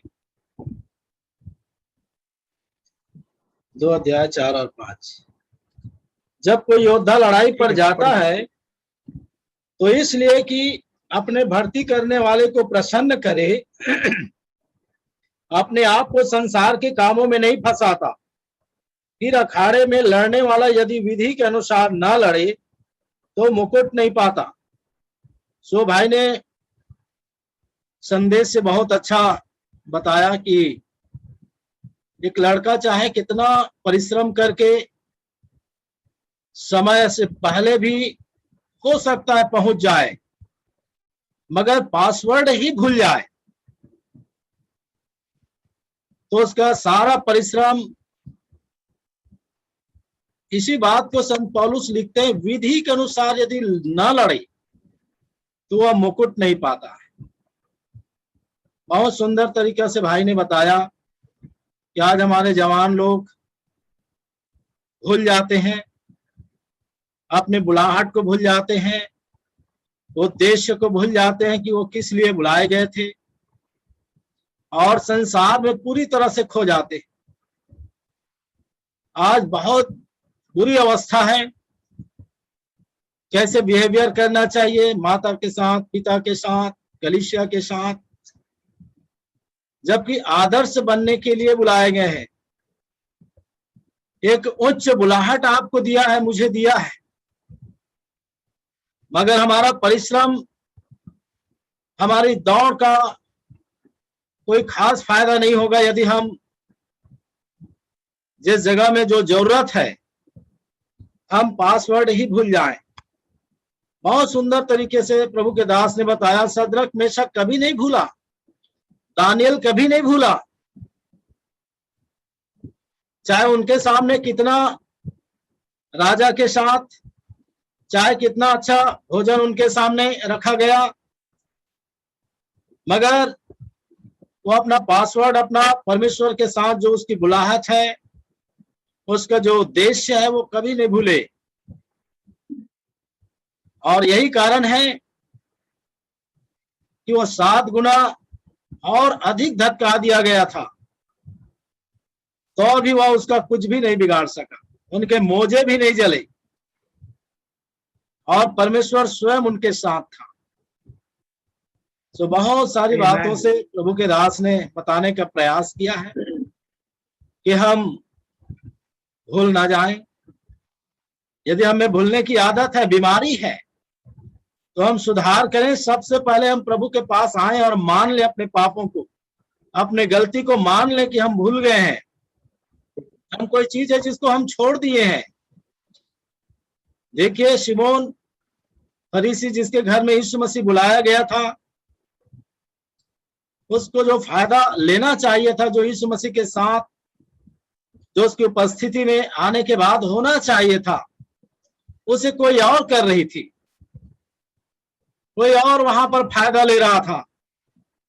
मगर सोच सकते हैं उसके पास एक राजनीतिक मुद्दा था, जैसे नबी ने बताया, वो एक चालाकी, एक चालबाजी वहां पर साबित हुई थी, और वह परखने के उद्देश्य से वहां पर था। किंतु जो महान अवसर उसे मिला था कि अपने पापों के लिए प्रायश्चित करे, प्रभु यीशु मसीह की उपस्थिति को समझे, वो चूक गया था। बहुत सुंदर तरीके से प्रभु के दास ने आज हमारे लिए एक संदेश को रखे, हमारे जवानों के लिए, हम सभी के लिए, कि हम पासवर्ड को ना भूलें। हमारा परिश्रम का कोई लाभ नहीं होगा, नहीं तो हमारे दौड़ का कोई फायदा नहीं होगा, पर यदि विधि के अनुसार लड़े तो मुकुट मिलेगी, ये श्योर है। सो गॉड ब्लेस यू। प्रभु बहुत आशीष दे। हम प्रभु के दास भाई जोशुआ सिंह को हम बहुत ही आज के इस संदेश के लिए आभारी हैं। गॉड ब्लेस यू कहते हैं।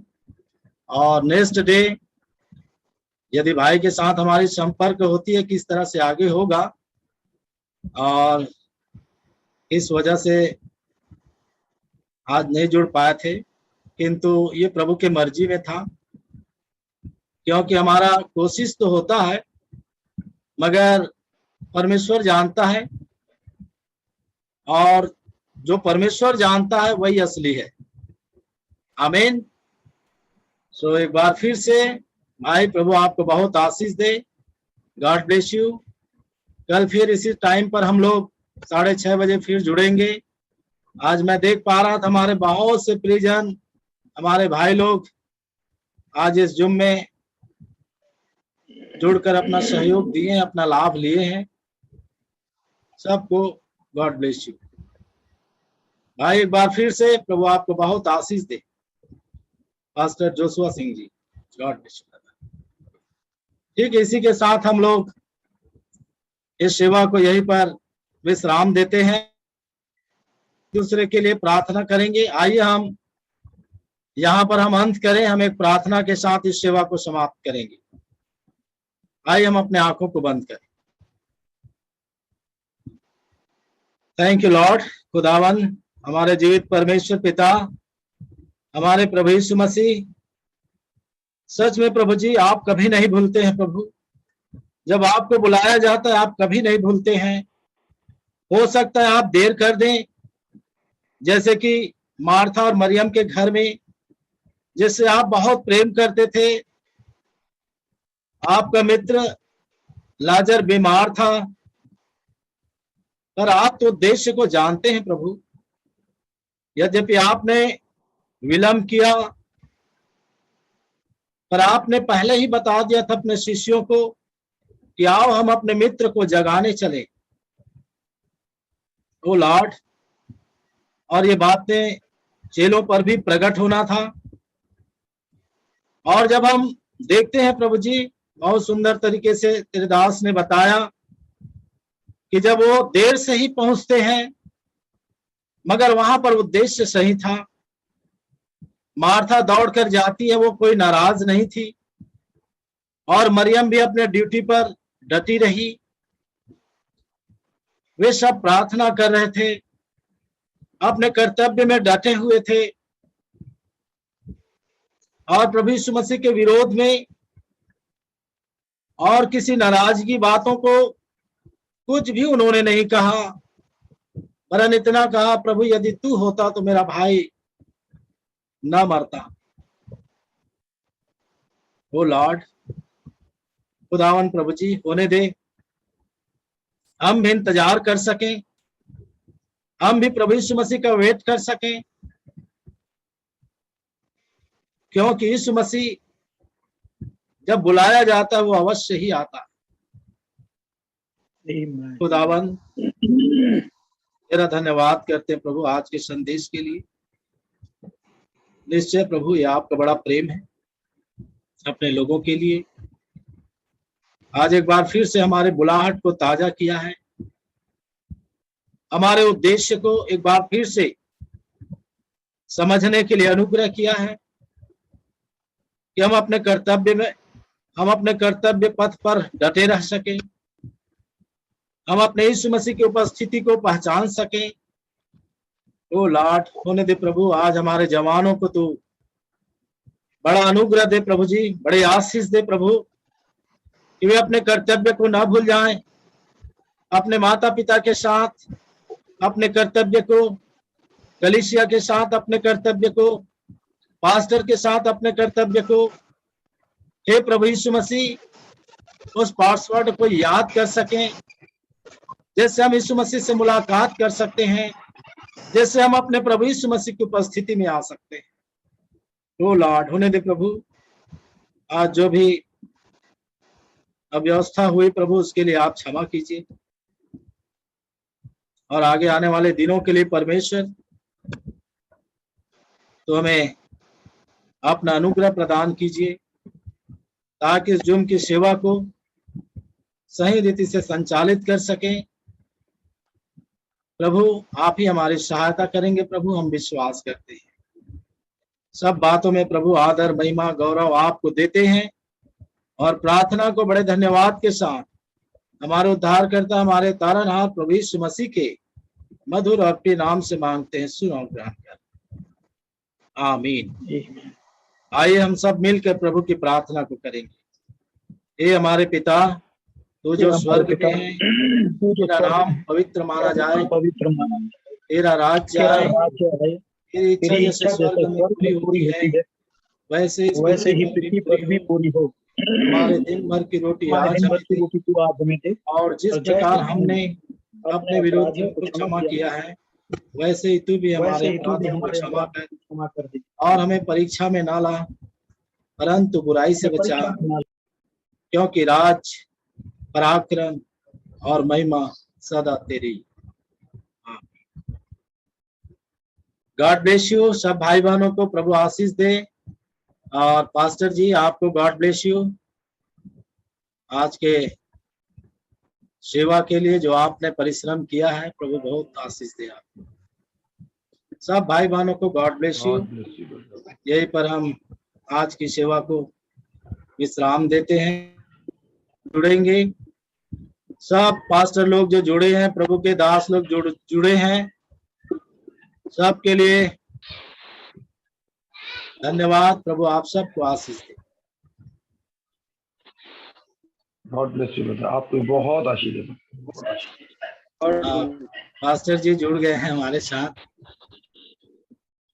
Thank you brother. कल के लिए सभी को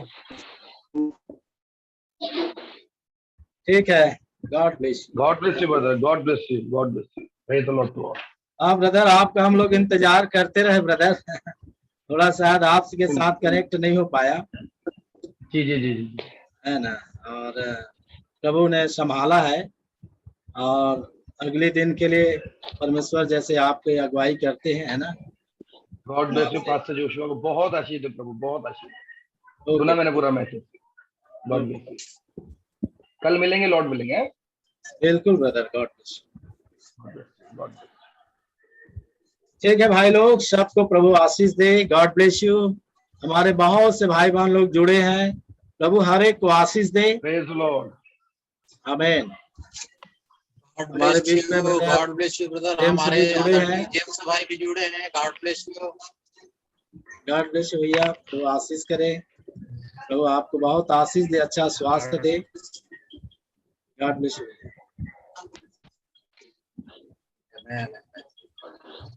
ठीक है, आप सभी हमारे आदरणीय हैं, सबको प्रभु आशीष करे। God bless you. कल मिलेंगे। ठीक है pastor ji, God bless you. Amen amen. Praise the Lord. God bless you all. प्रभु सभी को बहुत आशीष दे। आमीन।